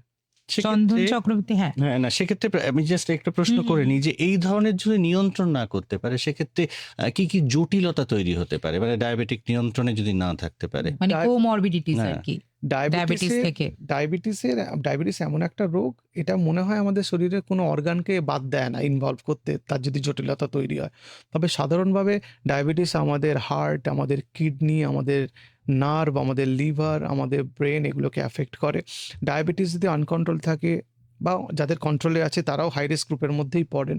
তাদের হার্ট অ্যাটাক হওয়ার সম্ভাবনা বেশি, স্ট্রোক হওয়ার সম্ভাবনা বেশি, কিডনি খারাপ হওয়ার সম্ভাবনা বেশি, ফ্যাট লিভার, সেখান থেকে ফ্যাট লিভার অ্যাডভান্স হয়ে সিরোসিস অফ লিভার হতে পারে, বা ডায়াবেটিক রেটিনোপ্যাথি হতে পারে। চোখের পেছনে যে পর্দা থাকে সেই পর্দার মধ্যে রক্তবাহগুলো অ্যাফেক্টেড হয়। সুতরাং এর জটিলতা অনেক, এবং এই এই এরকম অনেক পেশেন্টই আছেন যে হঠাৎ করে তার মনে হলো তার বুকে ব্যথা হচ্ছে এবং তিনি ডাক্তারের কাছে গেলেন, দেখা গেল তার হার্ট অ্যাটাক হয়েছে। তখন তার ডিটেক্টেড হলো তার ডায়াবেটিস ছিল, তার আনকন্ট্রোল ডায়াবেটিস ছিল। ফলে এর জটিলতা বহু। কিনোয়া খেলে কি উপকার পাওয়া যাবে? হ্যাঁ, নিশ্চয়ই কিনোয়া খেলে উপকার পাওয়া যাবে। এবার কমপ্লেক্স কার্বোহাইড্রেটের মধ্যে পড়ে, সুগার স্পাইক হয় না খুব তাড়াতাড়ি কারণ এর গ্লাইসেমিক ইন্ডেক্স কম। ফলে খেলে কিছুক্ষণ পেট ভরা থাকে বেশি, কারণ খুব ধীরে সুস্থে এটা হজম হয়, খুব তাড়াতাড়ি হজম হতে পারে না। আর সুগার স্পাইক যেহেতু খুব স্লোলি হয়, মানে হজম করার পরে রক্তে সুগারের মাত্রা যেহেতু খুব স্লোলি বাড়ে, সেই জন্য ডায়াবেটিস নিয়ন্ত্রণে খুব ভালো হেল্প করে। এটা একটা গুরুত্বপূর্ণ খাদ্য উপাদান। হোয়াটসঅ্যাপে আমাদের মেসেজ এসেছিল কিন্তু নাম লেখেননি। হুম। এরপরে চলে যাবো আবারও ফেসবুক লাইভের প্রশ্নে। চন্দন চক্রবর্তী বলছেন ডায়াবেটিস কাদের রিভার্সাল হয় এবং কতদিনের মধ্যে হয় এবং কাদের হয় না? প্রথমে আমি বলে দিই কাদের হয় না। যাদের টাইপ 1 ডায়াবেটিস আছে, মানে তাদের ইনসুলিন শরীরের মধ্যে ডেফিসিয়েন্সি আছে, কোনো কারণে প্যানক্রিয়াস থেকে ইনসুলিন তৈরি হচ্ছে না, তাদের রিভার্স হবে না। যাদের টাইপ 3C ডায়াবেটিস আছে, সেটা কি ধরনের ডায়াবেটিস? যে কোনো কারণে প্যানক্রিয়াসের ডিস্ট্রাকশন হয়েছে, সেটা সিস্টিক ফাইব্রোসিস হতে পারে, প্যানক্রিয়াটিক ক্যান্সার হতে পারে, বা ক্রনিক প্যানক্রিয়াটাইটিস হয়েছিল, সেখান থেকে প্যানক্রিয়াসের মানে অগ্নাশয়ের কোষ নষ্ট হয়েছে, সেই ক্ষেত্রেও হতে পারে। অথবা কোনো কারণে প্যানক্রিয়াসের কোনো অপারেশন হয়েছে, তাদের যে ইনসুলিন তৈরি করার কোষগুলো সেগুলো যথেষ্ট পরিমাণে না থাকার জন্য, ইনসুলিন কম নিঃসরণ হওয়ার জন্য ডায়াবেটিস হয়। এটাকে টাইপ 3C ডায়াবেটিস বলে। এই দুটো ক্ষেত্রে ডায়াবেটিস রিভার্স হয় না। ডায়াবেটিস রিভার্স করতে গেলে তার ডায়াবেটিস হতে হবে টাইপ 2 ডায়াবেটিস, যেটা সাধারণ ডায়াবেটিস ইনসুলিন রেজিস্ট্যান্স থেকে হয়, শরীরে ওজন বাড়লে হয়, বংশগতির জন্য হয়, এবং যেটা একটা নির্দিষ্ট বয়সের পরে হয়। সেই ধরনের ডায়াবেটিস রিভার্স করা সম্ভব, কিন্তু সবার করা যাবে না। যাদের মোটামুটি কম রেঞ্জের ডায়াবেটিস আছে এবং যাদের ওজন বেশি, তাদের ওজন কমানোর মাধ্যমে এটা রিভার্স করতে পারবেন। যাদের শুরু থেকেই ওজন কম এবং খুব হাই ডায়াবেটিস আছে, তাদের ক্ষেত্রে রিভার্স হওয়ার সম্ভাবনা কম। আর যাদের জেস্টেশনাল ডায়াবেটিস ছিল, মানে তাদের আগে ডায়াবেটিস ছিল না সেই মহিলার, তার যিনি যখন তার Pregnancy র সময়। প্রেগনেন্সি ছিল, অন্তঃসত্ত্বা অবস্থাতে তার ডায়াবেটিস ডিটেক্টেড হলো, তার অনেক সময় প্রেগনেন্সি হয়ে যাবার পরে, মানে বাচ্চা ডেলিভারির পরে, তার অটো রিভার্সাল কিছু কিছু মানুষের হয়ে যায়। এই দুটো ক্ষেত্রে রিভার্সাল করা সম্ভব। তবে যাদের রিভার্সাল করা সম্ভব, তাদের অ্যাক্টিভ পার্টিসিপেশনের মাধ্যমে এই রিভার্সাল মোটামুটি 3 থেকে 6 মাসের মধ্যে করা সম্ভব অনেকের ক্ষেত্রে, এবং এটা মেনটেন করা সম্ভব আপ টু 15 ইয়ার্স। এবং এরকম নয় যে আপনি রিভার্সাল করার চেষ্টা করলেন আর আপনার রিভার্সাল আপনি করতে পারলেন না, মানে আপনার সময় অর্থ সব অপচয় হয়ে গেল, তা নয়। এই রিভার্সাল করার চেষ্টার মাধ্যমে আপনি আপনার জীবনশৈলী আরও স্বাস্থ্যকর করে ফেলতে পারবেন, এবং তার জন্য আপনার ডায়াবেটিস রিলেটেড জটিলতা অনেক কম হবে। এরপরে আরো একটা প্রশ্ন আছে আমাদের ফেসবুক লাইভে। শান্তনু সেনগুপ্ত বলছেন আমার বয়স 50, প্রত্যেক দিন 10টা পুশ আপ করি, সেটা কতটা উপকারী যদি বলেন? পুশআপস তো খুবই উপকারী। 10টা অবধি আপনার ঠিক আছে, আপনার কোনো অসুবিধা হচ্ছে না যখন আপনি সেটাকে ভালোভাবে টলারেট করতে পারছেন, কিন্তু অত্যুৎসাহী অনেক বেশি করে ফেলবেন না। এটা হার্টের উপর অনেক সময় বেশি চাপ পড়ে। আসলে অনেক সময় হার্টের আমরা তো টেস্ট করি না, আমরা করোনারি আর্টারি, হার্টের যে রক্ত বাহুগুলো আছে বা যে রক্ত সরবরাহগুলো আছে, সেই সম্বন্ধে আমাদের সম্যক ধারণা থাকে না। এবং অনেক সময় ভিডিও দেখে বা আমাদের কথা শুনে মোটিভেটেড হয়ে গিয়ে অনেকে খুব তাড়াতাড়ি অনেক বেশি এক্সারসাইজ করে ফেলতে চান, তার জন্য বিপদ হতে পারে যে আপনার হার্টের কোনো একটা হিডেন অসুখ আছে যেটা আনডায়াগনোজড। হঠাৎ করে এক্সারসাইজ করতে গিয়ে ব্লাড সাপ্লাই আরও কম্প্রোমাইজ হতে গিয়ে হার্টের একটা কোনো অসুবিধা তৈরি হলো, হার্ট অ্যাটাক ইত্যাদি হলো, তার জন্য জীবনহানিও হতে পারে। কিন্তু আপনি পুশআপস 10টা করছেন, সেটা আপনার কোনো অসুবিধা তৈরি করছে না, ঠিক আছে, তবুও একবার হার্টের পরীক্ষা করে দেখে নেবেন যে আপনার হার্টটা ঠিক অবস্থায় আছে কিনা, তাহলে রেজিস্ট্যান্ট এক্সারসাইজ করতে আপনার কোনো অসুবিধা হওয়ার কথা নয়। আচ্ছা, ববিতা সাহা বেলঘরিয়া থেকে লিখেছে, ডায়াবেটিস কি নার্ভের ক্ষতি করে, করলে কিরকম ভাবে? ডায়াবেটিস নার্ভের ক্ষতি করে। আমি একটু আগেই যেটা বলছিলাম যে ডায়াবেটিস থেকে নার্ভের অনেক রকম অসুবিধা তৈরি হয়। ডায়াবেটিক পেরিফেরাল নিউরোপ্যাথি, পায়ের নিচের দিকে হাতের এন্ডের এই নার্ভগুলো অ্যাফেক্টেড হয়।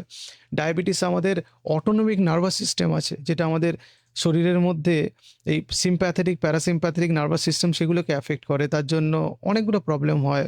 মহিলাদের ক্ষেত্রে কিছু যৌন সমস্যা হয়, পুরুষ মানুষের ক্ষেত্রে কিছু যৌন সমস্যা হতে পারে, আমাদের হার্ট রেট বেড়ে যেতে পারে, আমাদের ঘাম কম হতে পারে অথবা বেশি হতে পারে, আমাদের মূত্রস্থলিতে মূত্র জমা থাকতে পারে, আমাদের পেটের অসুবিধা করতে পারে, খাবার হজম নাও হতে পারে, গা বমি হতে পারে, ব্লোটেড অ্যাবডোমেন হতে পারে, কারো কনস্টিপেশন, কারো ডায়রিয়া, এতগুলো প্রবলেম হতে পারে।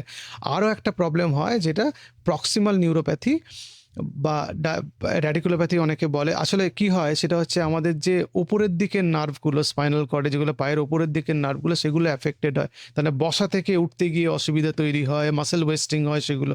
সুতরাং ডায়াবেটিস আমাদের শরীরের মধ্যে অনেক রকম নার্ভের সমস্যা তৈরি করে এবং সেরকম বিভিন্ন রকম তার নাম আছে। বেশ, এরপরে আমাদের মানে হোয়াটসঅ্যাপে এবং টেক্সট মেসেজেও বেশ কিছু মেসেজ রয়েছে। বলছে, আমার ডায়াবেটিস নেই, প্রতিদিন মর্নিং ওয়াক করি। একদিন যদি 4টে রসগোল্লা খেয়ে নিই, তাহলে কি তার পরের দিন অনেক বেশি হাঁটতে হবে? শ্যাম সুন্দর দাস, নারকেল বাগান, লস্করপুর থেকে। বাঙালি এবং রসগোল্লা, মানে এটা এক্স্যাক্টলি, একদম খুবই মিলেমিশে একাকার। লোভনীয় খাবার। না, আপনার এরকম একদিন একটা 4টে রসগোল্লা খেয়ে নিলেন যে আপনার বিরাট কিছু অসুবিধা হয়ে গেল, কিন্তু সেটা বলবো না আমি। কিন্তু একদিন ছাড়া ছাড়া যদি আপনি 4টি করে রসগোল্লা খান, আর আপনার বয়স যদি একটা সার্টেন এজ গ্রুপের বেশি হয়, তাহলে তো আপনার অনেক বেশি ক্যালোরি আপনার শরীরে ঢুকছে। তো আপনি যেদিন মিষ্টি খাচ্ছেন, যেহেতু আপনার ডায়াবেটিস নেই সেই জন্য আমি বলছি, যেদিন আপনি মিষ্টি খাচ্ছেন সেদিন আপনি একটু অন্যান্য খাবারগুলো কম খান, পোর্শন কন্ট্রোল করে খান, যাতে ক্যালোরি রেস্ট্রিকশন হয়, যাতে ওভারঅল ক্যালোরিটা ঠিক থাকে। আর একটু বেশি ওয়াক করে নেবেন এবং চেষ্টা করবেন এই একসঙ্গে অনেকটা ক্যালোরি একসঙ্গে খাওয়া। একটা রসগোল্লাতে যা ক্যালোরি আছে, 4টে রসগোল্লাতে তাতে 4 গুণ ক্যালোরি আছে। একসঙ্গে এতগুলো রসগোল্লা একসাথে না খেতে। আপনার যেহেতু ডায়াবেটিস নেই, আপনার মিষ্টি খেতে আপনাকে না করব না, কিন্তু একটু বুঝে, যাতে আপনার শরীরের ওজন না বেড়ে যায় এবং শরীরের মধ্যে একগুচ্ছ চিনি জাতীয় জিনিস ঢুকে গিয়ে সুগার স্পাইক করে পরের দিকে আপনার ডায়াবেটিসের মতো বা মেটাবলিক ডিজিজের মতো অসুবিধা তৈরি না করে। আমরা যে প্রসঙ্গে ছিলাম ডাক্তারবাবু, ডায়াবেটিস নিয়ে। আচ্ছা, প্রি ডায়াবেটিস, এই অবস্থায় কি করা উচিত একজন রোগীর? মানে ডায়াবেটিসের শুরু মানে হয়নি এখনো, সেক্ষেত্রে কি করতে পারে? প্রি ডায়াবেটিস যখন একজন হয়েছে একজন মানুষের, তার নিজেকে কিন্তু ডায়াবেটিক ভাবা উচিত যে আমার ডায়াবেটিস হয়েছে। আপনি যদি প্রি ডায়াবেটিক ভাবেন, তাহলে কিন্তু একটু গাফিলতি হওয়ার সম্ভাবনা থাকে। মানে তো প্রি ডায়াবেটিক, তো ডায়াবেটিস তো হয়নি, তাহলে একটু মিষ্টি টিষ্টি খেতে টেতে পারি, তাহলে একটু শুয়ে বসে থাকতে পারি, কম অ্যাক্টিভিটি করতে পারি। আপনি যখন প্রি ডায়াবেটিস আপনার ডিটেক্টেড হয়েছে, মানে আপনার HbA1c 5.7 to 6.4 এর মধ্যে আছে, তখন নিজেকে আপনি ডায়াবেটিক ভাবতে শুরু করুন। ডায়াবেটিক ভাবলে আপনার ডায়াবেটিসটা রিভার্স হওয়ার একটা সম্ভাবনা তৈরি হয়। প্রি ডায়াবেটিসটা একটা এমন সময়, যে সময়টা বেস্ট টাইম যে আপনার ডায়াবেটিস আপনি রিভার্স করতে পারেন বা তার চেষ্টা করতে পারেন। এবং সেই সময় আপনার খাদ্যাভ্যাস পুরোপুরি ডায়াবেটিসের যে খাদ্যাভ্যাস হওয়া উচিত সেটাতে কনভার্ট করা উচিত। আমি ডায়াবেটিসের জন্য আগে বলতাম যে 4টে পয়েন্ট মেনটেন করা: চিনি, গুড়, মিশ্রি, মধু, মিশ্রি, নকুলদানা, বাতাসা বন্ধ করা 1 নম্বর পয়েন্ট। দুপুরে ভাত খাওয়া, রাত্রে রুটি খাওয়া। ফলের মধ্যে পেয়ারা, শসা, পেঁপে, আপেল খাওয়া, আম, কলা, লিচু, কাঁঠাল, আঙুর, খেজুর এগুলো বন্ধ করা। আর অ্যালকোহল বন্ধ করা। আমি মোটামুটি ডায়েট বলতাম। এরপরে আরও মডিফিকেশান করি। একটু আগে আমি ডায়েট নিয়ে অনেক কথাই বলেছি। এই ডায়েটটাতে থাকা উচিত। রেগুলার ফিজিক্যাল অ্যাক্টিভিটি করুন। আপনি নিজেকে ডায়াবেটিক, আপনি পেশেন্ট বলে ভাবুন যে আপনার ডায়াবেটিস হয়েছে, আপনি প্রি ডায়াবেটিস ভাববেন না। রেগুলার ফিজিক্যাল অ্যাক্টিভিটির মধ্যে কম্পালসারি হচ্ছে সপ্তাহে 5 দিন 30 মিনিট করে ব্রিস্ক ওয়াকিং করা, মানে 150 মিনিট প্রত্যেক সপ্তাহে। তারপর আপনি বাড়াতে পারেন। এবং সপ্তাহে 2 থেকে 3 দিন রেজিস্ট্যান্ট এক্সারসাইজ করা, মানে রাবার ব্যান্ড নিয়ে এক্সারসাইজ করা, বডি ওয়েটস নিয়ে ইত্যাদি। আচ্ছা, হ্যাঁ, আর মানে আমাদের এত প্রশ্ন আর যে আর ঘুমটা খুব ইম্পর্টেন্ট। আমি যেটা বলি যে ঘুম হলে স্ট্রেস কমবে এবং ইনসুলিন রেজিস্ট্যান্স কমবে, এবং রাত্রে তাড়াতাড়ি খেয়ে নেওয়া এবং একটা হেলদি লাইফস্টাইলের মধ্যে যাওয়া এবং শরীরের ওজন কমানো, কারণ একমাত্র শরীরের ওজন কমালেই আপনি ডায়াবেটিসটাকে রিভার্স করতে পারবেন। বেশ, আমাদের হোয়াটসঅ্যাপে প্রশ্ন আছে বেশ কিছু, কিন্তু সেই প্রশ্নে যাব তার আগে বলি যে ফ্যাটি লিভার যদি কারোর হয়, সেটা কি ওষুধে কমানো সম্ভব কোনো? ফ্যাটি লিভারে সত্যি কথা বলতে গেলে যে ফুল প্রুফ এরকম ওষুধ এসছে বাজারে তা না। কিছু কিছু ওষুধ বাজারে আছে এবং যেগুলো আমরা ব্যবহার করি সেগুলোতে কিছু কিছু ক্ষেত্রে দেখা যায় যে ফ্যাটি লিভারে তার একটা গুরুত্বপূর্ণ ভূমিকা আছে। যেমন পায়োগ্লিটাজোন বলে একটা ওষুধ আছে, সেটা লিভারে হিস্টোলজিক্যালি দেখা গেছে যে ফ্যাট কমাতে সাহায্য করে। কিন্তু মনে করুন কারো কিডনির সমস্যা আছে বা হার্টের সমস্যা আছে, সেই ক্ষেত্রে দেওয়া যাবে না, কারণ ওয়াটার রিটেনশন করে, শরীরে ওজন বাড়িয়ে দেয় পায়োগ্লিটাজোন। রেসমেরিটম বলে একটা মলিকিউল আছে, সবে সবে আমাদের দেশে এখন পাওয়া যাচ্ছে, কিন্তু ওরকম মানে খুব সহজলভ্য নয়। সেটা ফ্যাটি লিভার, ওই লিভারের ফ্যাট কমাতে সাহায্য করে। সেটা ওই thyroid hormone receptor beta against বলা হয় সেটাকে, মানে আমাদের শরীরে মেটাবলিজম বাড়িয়ে দেয়। সেটা আমাদের ফ্যাটি লিভার কমাতে সাহায্য করে। আবার সারোগ্লিটাজার বলে একটা মলিকিউল আছে, যেটা প্যারাক্সিজম পলিফেরেটার রিসেপ্টর অ্যাক্টিভেটেড গামা আলফা দুটোর ওপর কাজ করে। সেটা ওই ট্রাইগ্লিসারাইডও কমায়, ফ্যাটি লিভারও কমায়, কিন্তু এই মুশকিল হচ্ছে ওয়াটার রিটেনশন করে, এবং তার জন্য যাদের হার্ট ফেলিওর বা হার্টের সমস্যা আছে তাদের ক্ষেত্রে একটু সচেতনভাবে দেওয়া দরকার। ওই যে GLP-1 কথা একটু আগে বলছিলাম, ইনজেকশন, সেটাও তো ফ্যাটি লিভার কমাতে সাহায্য করে আমাদের। ফলে এই ওষুধে ফ্যাটি লিভার কমাতে সাহায্য করে। আবার ভিটামিন ই, এইগুলো আমাদের ওমেগা 3 ফ্যাটি অ্যাসিড, এগুলো আমাদের ফ্যাটি লিভার শরীরে ওই ভিটামিন ই তো অ্যান্টিঅক্সিডেন্ট, আমাদের ইনফ্লামেশন কমানোর মাধ্যমে ফ্যাটি লিভার কমাতে সাহায্য করে। কিন্তু হাই ডোজ আর লং টার্ম ইউজ করার ক্ষেত্রে প্রিকশন দেওয়া আছে আর কি, মানে কশন দেওয়া আছে, প্রিকশনারি মেজার্স নিতে হয়। আর omega 3 fatty acid good source of fat, যেটা আমাদের শরীরের মধ্যে খারাপ চর্বিগুলোকে বের করে দেয়। সেই জন্য কিছু কিছু ক্ষেত্রে দেখা যায় কিছু বেনিফিশিয়াল এফেক্ট আছে, কিন্তু ফুল প্রুফ নয় এগুলো কোনোটাই। আপনি GLP-1 এর কথা বলছিলেন। মাঝে খুব ট্রেন্ড হয়ে গিয়েছিল এই ওষুধটা এবং এখনো বেশ ট্রেন্ডিং রয়েছে। বেশ কিছু সেলিব্রিটিদের আমরা দেখেছি, মানে শোনা গেছে যে তারা GLP-1 মেডিসিন ইউজ করেছেন এবং তার ফলে তারা একদম মানে ড্রাস্টিক তাদের একটা চেঞ্জ হয়েছে। তো এই GLP-1 এই মেডিসিনটা কি এবং ওবেসিটি, ডায়াবেটিস এবং ফ্যাটি লিভার এর ঠিক কিভাবে কাজ করে এবং কারা কারা নিতে পারবে এটা? GLP-1 একটা হরমোনের মতো শরীরে কাজ করে। আমাদের যে অ্যাপেটাইট সেন্টার আছে ব্রেনে, সেখানে কাজ করে আমাদের খিদে কমিয়ে দেয়। আমাদের যে পেটের মধ্যে যে খাবার যায়, সেই খাবারটা স্টামাক থেকে ইন্টেস্টিনে পৌঁছানোর সময়টাকে বাড়িয়ে দেয়, এটাকে গ্যাস্ট্রিক এমপ্টিং টাইম বলে, এটাকে বাড়িয়ে দেয়। আর ইনসুলিন রেজিস্ট্যান্সটাকে কমিয়ে দেয়। এই তিনটেভাবে GLP-1 কাজ করে। এই GLP-1 এই ইনসুলিন রেজিস্ট্যান্স কমানোর মাধ্যমে ডায়াবেটিস কমাতে সাহায্য করে। এই খিদে কমানোর মাধ্যমে এবং গ্যাস্ট্রিক এমপ্টিং টাইম বাড়ানোর মাধ্যমে শরীরে ক্যালোরি কন্ট্রোল করে, যে মানুষ খিদে না পেলে খাবে কেন, তখন খাবার কমিয়ে দেয়, এবং সেই হিসাবে আমাদের শরীরের ওজন এটা কমাতে সাহায্য করে। আচ্ছা, এই GLP-1 নিলে তার পার্শ্ব প্রতিক্রিয়া তো একটু আগে আমরা শুনেছি। কিন্তু অনেকের ক্ষেত্রে শোনা যায় খুব মাসেল লস হয়। ইভেন আমরা রিসেন্ট একটা সেলিব্রিটি ছবিতেও তাই দেখেছিলাম। সেটা নিয়ে খুব হইচই পড়ে গিয়েছিল। একদম গাল-টাল ঢুকে গেছে এরকম দেখা যাচ্ছে। এবার বলছেন তিনি GLP-1 এর নিয়ে তার এরকম অবস্থা।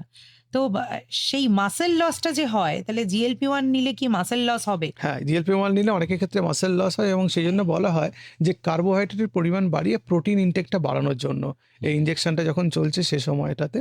এবং এই ইনজেকশনটা নেওয়ার সময় সবসময় একজন এন্ডোক্রিনোলজিস্টের পরামর্শ নেওয়া দরকার, এবং ডোজ এবং গাইডেন্স ঠিকঠাক ওই ডাক্তারবাবুর আন্ডারে থেকে সেটা আপনাকে নিতে হবে, এবং প্রোটিন ইনটেকটা বাড়াতে হবে, নাহলে সার্কোপেনিয়া হবে, মানে মাসল লস হবে।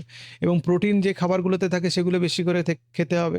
আমাদের প্রোটিন কোন কোন খাবারে থাকে? মাছ, মাংস, ডিমের মধ্যে থাকে, ডাল জাতীয় খাবার, বিনস জাতীয় খাবার, এগুলোর মধ্যে প্রোটিন থাকে।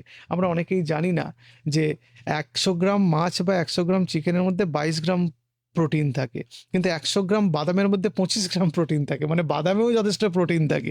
আমরা বাদাম, ছোলা ইত্যাদি খেতে পারি, সেগুলো প্রোটিনের সোর্স হিসাবে। আচ্ছা, এই যে GLP-1 নিয়ে কথা হচ্ছে, এটা নিয়ে আরেকটা প্রশ্ন রয়েছে যে এই GLP-1 যদি নেওয়ার সাথে সাথে আমাদের ওয়েট, আমরা টার্গেট ওয়েটে পৌঁছালাম বা ডায়াবেটিসটা কন্ট্রোল হলো, তারপর যদি আমরা ছেড়ে দিই GLP-1টা নেওয়া, তাহলে কি আবার এটা রিবাউন্স করতে পারে? আবার ওয়েট গেইন হওয়ার একটা চান্স থাকে। আমাদের লাইফস্টাইলটাকে সেভাবেই মডিফাই করতে হবে, আমাদের মেন্টাল সেটআপ সেভাবে তৈরি করতে হবে যে আমাদের স্ট্রিক্ট লাইফস্টাইলে থাকতে হবে। ওজন কমে গেল মানে আবার ওজন বাড়বে না তা তো নয়। যে কারণে আপনার ওজন আগে বেড়েছিল সেই কারণেই আপনার ওজন বাড়তে পারে। সেই জন্য খাদ্যাভ্যাসের যে পরিবর্তন করার দরকার, আরও পরিবর্তন করতে হবে, আরও স্ট্রিক্ট ডায়েটে যেতে হবে, কারণ সে সময় ইনজেকশনটা চলছে না, বন্ধ হয়ে গেছে, ওজন বেড়ে যাওয়ার সম্ভাবনা আছে। আপনার অ্যাক্টিভিটি যাতে বেড়ে যায়, আপনার late night sleep, late night activity, সেগুলোকে কমানো, স্ট্রেস কমানো, জাঙ্ক ফুড খাওয়া, এগুলো বন্ধ করা, যে সময়টা আপনি ইনজেকশন নেওয়ার সময় যেভাবে মেনটেন করছিলেন তার চেয়েও আরও স্ট্রিক্টলি মেনটেন করতে হবে। এবং এই যে একই কথা বলতে থাকি যে এই অ্যালকোহল তো ওজন বাড়িয়ে দেয়, অ্যালকোহল নিজে ওজন বাড়ায়। অ্যালকোহল সেবন করার সময় লোকে অনেক জাঙ্ক ফুড খায়, সেগুলোর জন্য তার ওজন বাড়ে। সেই জন্য অ্যালকোহলটাকে অ্যাভয়েড করতে হবে। এবং যাদের এই অবস্ট্রাকটিভ স্লিপ অ্যাপনিয়া এইসব অসুখ আছে যেগুলো থেকে কর্টিজল বেড়ে গিয়ে ওজন বেড়ে যায়, সেই অসুখগুলোর চিকিৎসা করতে হবে। আচ্ছা, আমরা শুরুতেই আলোচনা করছিলাম যে শিশু এবং তরুণদের মধ্যেও ডায়াবেটিকের প্রবণতাটা দেখা যাচ্ছে শুধুমাত্র তাদের খাদ্যাভ্যাসের কারণে। আবার বয়স্কদের তো হচ্ছেই। সেক্ষেত্রে এই ম্যানেজমেন্টটা কি হবে? মানে শিশু এবং তরুণদের ডায়াবেটিক হলে তাদের ক্ষেত্রে যে লাইফস্টাইলটা, একটা বয়স্কদের ক্ষেত্রে হলে তাদের লাইফস্টাইলটা কি একটু আলাদা হবে, নাকি না ম্যানেজমেন্টটা মোটামুটি একই রকম থাকে? বয়স্ক মানুষের ক্ষেত্রে একটু আমরা ছাড় দিই, কারণ বয়স্ক মানুষরা অত ইন্টেন্সিভ এক্সারসাইজ এগুলো পারেন না। তারা একটু, আমি তাদের বলি যে ওয়াক করুন, মোটামুটি ফিজিক্যাল একটা অ্যাক্টিভিটির মধ্যে থাকুন, একটু ফ্রি হ্যান্ড এক্সারসাইজ করুন, কিছু রেজিস্ট্যান্ট এক্সারসাইজ করুন। যারা ইয়াং ডায়াবেটিক পেশেন্টস বা যারা একটু শিশুদের থেকে একটু বড়, যাদের ডায়াবেটিস শুরু হচ্ছে, আজকাল তো মানে 16-17 বছরেও প্রি ডায়াবেটিস নিয়ে আমাদের কাছে চলে আসছেন।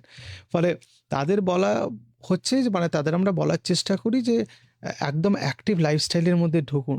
যতটা পারে শরীরের ওজন কন্ট্রোল করার চেষ্টা করুন। যে ওজন বেড়েছে, এই ওজন বাড়তে বাড়তে আপনার ডায়াবেটিস হবে, ফ্যাটি লিভার হবে এবং অন্যান্য মেটাবলিক ডিজিজ, হার্টের অসুখ ইত্যাদি তৈরি হবে। সুতরাং ওজনটাকে নিয়ন্ত্রণ করুন, অ্যাক্টিভিটি বাড়ান, খাদ্যাভ্যাসটাকে স্ট্রিক্ট করুন, বাইরের খাবার বন্ধ করুন, যতটা বেশি সম্ভব বাড়ির খাবার খান। যাদের ক্ষেত্রে একদম সম্ভব না তাদের বাইরে খেতে হবে, কিন্তু এই দেখে বুঝে জেনে খেতে হবে আর কি, যে খাবার খাচ্ছেন সেটা কতটা শরীরের জন্য স্বাস্থ্যকর। আচ্ছা, প্রেগন্যান্সি পিরিয়ডে ডায়াবেটিক কতটা ঝুঁকিপূর্ণ? প্রেগনেন্সিতে ডায়াবেটিস খুবই ঝুঁকিপূর্ণ। আসলে প্রেগনেন্সিতে ডায়াবেটিস মায়ের তো শরীরের বিভিন্ন রকম পরিবর্তন সেগুলো করছে বাচ্চাদের শরীরের মধ্যে, মানে যে ভ্রূণ শরীরের মধ্যে তৈরি হচ্ছে সেটারও ক্ষতি করে। কিন্তু এরকম হয় যে প্রেগনেন্সিতে মিসক্যারেজ হয় ডায়াবেটিসের জন্য, প্রিটার্ম লেবার হয়, মানে বাচ্চা যে জন্মাচ্ছে তার ওয়েট কমে যায়, এইসব অনেক প্রবলেম হতে পারে। শুধু তাই না, যে বাচ্চা প্রেগনেন্সিতে বেড়ে উঠলো, মানে মাতৃগর্ভে ছিল, তার যখন ডেলিভারি হলো তার ডায়াবেটিস হওয়ার সম্ভাবনা ভবিষ্যৎ জীবনে দ্বিগুণ কিন্তু অন্য বাচ্চাদের তুলনায়। সেক্ষেত্রে আপনারা কিভাবে মানে তাকে ট্রিটমেন্টের আওতায় আনেন? মানে মাদের বলে দিতে হয়, তারা পেডিয়াট্রিশিয়ানরা বলে দেন যে বাচ্চার রেগুলার টেস্টে রেগুলার টেস্ট করা, আর ওজন না বাড়ে বাচ্চার। আজকাল তো যত বেশি খাইয়ে গোলগাল বাচ্চা করা যায়, সুন্দর দেখতে বাচ্চা গোলগাল, সবাই এটা খুব চায় যে এরকম মুখটুক ফোলা, সেরকম বাচ্চাকে সবাই খুব পছন্দ করে। মানে সেটা সেরকম না করাটাই ভালো। যেরকম বাচ্চা সুস্থ থাকুক, রোগা বাচ্চা কিন্তু সুস্থ বাচ্চা। সুমনা ভট্টাচার্য ফেসবুক লাইভে প্রশ্ন করছেন, বলছেন ডাক্তারবাবু গ্রেড 2 ফ্যাটি লিভার এটা কি রিভার্স করা possible? Grade 2 fatty liver reverse করা পসিবল। আপনি যদি আপনার শরীরের ওজন যদি খুব বেশি হয় এবং আপনি যদি ড্রাস্টিক ওজন কমাতে পারেন, সেটা আপনার অ্যাক্টিভিটি, ডায়েট এবং কিছু ওষুধের মাধ্যমে, তাহলে কিন্তু আপনার রিভার্স করা পসিবল। কিন্তু যেহেতু গ্রেড 2 ফ্যাটি লিভার, সেই জন্য ফাইব্রোসিস হচ্ছে কিনা একবার দেখে নেওয়া দরকার। সেটা হেপাটিক ইলাস্টোগ্রাফি বা ফাইব্রোস্ক্যান অফ লিভার বলে একটা পরীক্ষা হয়, সেটার মাধ্যমে জেনে নেওয়া দরকার। এবং আপনার জীবনশৈলীর পরিবর্তন করা দরকার। যে কোনো কিছু পৃথিবীতে অসম্ভব না। আমার একজন পেশেন্ট ছিলেন, তার গ্রেড 3 ফ্যাটি লিভার ছিল এবং লাস্ট তিনি রিপোর্ট দেখিয়ে গেছেন যে তার ফ্যাটি লিভার নেই আর, মানে তার নর্মাল লিভার ইকোটেক্সচার বলেছে। ফলে মানুষ চাইলে সব কিছুই করতে পারেন এবং সবটাই সম্ভব, শুধু আমাদের সচেতনতা দরকার। এরপরে চলে যাবো একটা প্রশ্নে, মানে সেটা আমাদের হোয়াটসঅ্যাপের প্রশ্ন। বলছে যে ইন্দ্রাণী এম নাথ ভবানীপুর থেকে, তিনি বলছেন আমি কোভিডের আগে ওষুধ আর দুবেলা ইনসুলিন নিতাম, কিন্তু এখন ইনসুলিন আর নিই না, এতে কি কোনো প্রবলেম হতে পারে? আচ্ছা, হাঁটা কিছুতেই হয় না, অন্য কিভাবে এক্সারসাইজ করা যেতে পারে? হাঁটাটাই তো বেস্ট ফর্ম অফ এক্সারসাইজ।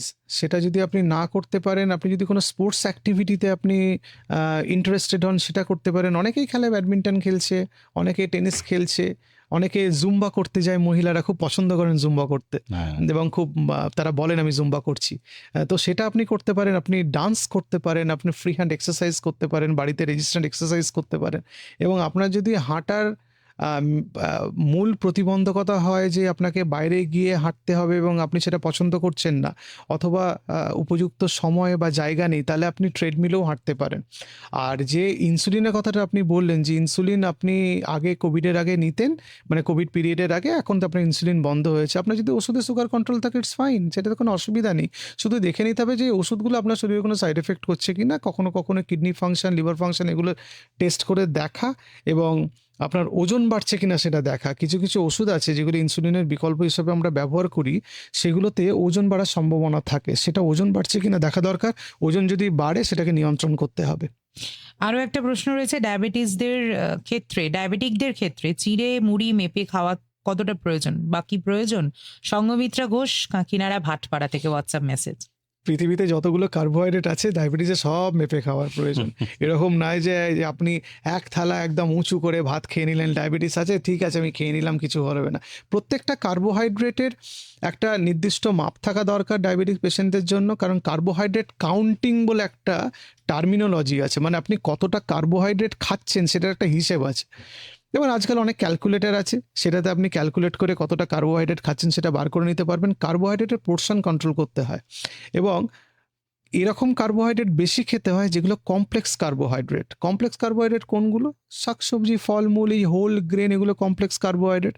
এই কমপ্লেক্স কার্বোহাইড্রেটগুলো কেন খাওয়া গুরুত্বপূর্ণ? কারণ কমপ্লেক্স কার্বোহাইড্রেট আমাদের পেটে গেলে আমাদের পেটের মধ্যে যে গুড ব্যাকটেরিয়াগুলো আছে সেই কমপ্লেক্স কার্বোহাইড্রেট থেকে শর্ট চেন ফ্যাটি অ্যাসিডস তৈরি করে, যেমন অ্যাসিটেট, প্রোপায়নেট, বিউটারেট, এগুলো আমাদের ইনসুলিন রেজিস্ট্যান্স কমাতে সাহায্য করে, ফলে শরীরে ওজন নিয়ন্ত্রণে সাহায্য করে।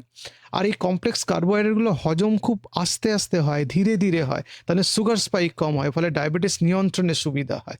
ফলে চিড়ে মুড়ি এগুলোকে কমপ্লেক্স কার্বোহাইড্রেটের মধ্যে এরা পড়ে না, বা ভাত, এগুলো আমাদের শরীরে আমাদের ইনসুলিন যে আছে সেটা যথেষ্ট পরিমাণে হ্যান্ডেল করতে পারে না, তার জন্য সুগার স্পাইক হতে পারে, ফলে আপনার সুগার লেভেল বেড়ে যেতে পারে। এরপরে ফেসবুক লাইভের প্রশ্ন, মৌমিতা ভট্টাচার্য বলছে, স্যার মিলেট কি ডায়াবেটিসে খাওয়া যাবে? দারুণ দারুণ প্রশ্ন।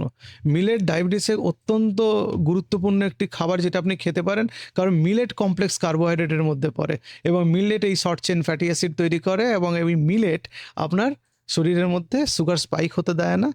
উল্টে এই মিলেট যারা খান তাদের মিলেট হজম করতে দেরি হয়, গ্যাস্ট্রিক এমটিং টাইম বেড়ে যায়, কারণ স্টামাক থেকে ইন্টেস্টিনে মিলেট খুব ধীরে ধীরে ধীরে ধীরে যায়, তার জন্য খিদেও অনেকক্ষণ পায় না, কারণ পেটের মধ্যে অনেকক্ষণ থাকে তো এটা, তার জন্য আমাদের ওভারঅল ক্যালোরি ইনটেকটাও আমাদের খুব কম হয়, ফলে দেখা যায় যে শরীরের ওজনও কমে। সেজন্য শরীরের ওজন নিয়ন্ত্রণেও মিলেটের খুব গুরুত্বপূর্ণ ভূমিকা আছে।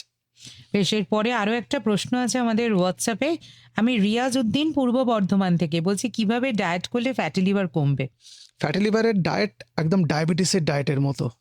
আপনার যদি ফ্যাটি লিভার থাকে, আপনি যদি নিজেকে ডায়াবেটিস পেশেন্ট ভাবতে পারেন, আপনার ফ্যাটি লিভার কমবে।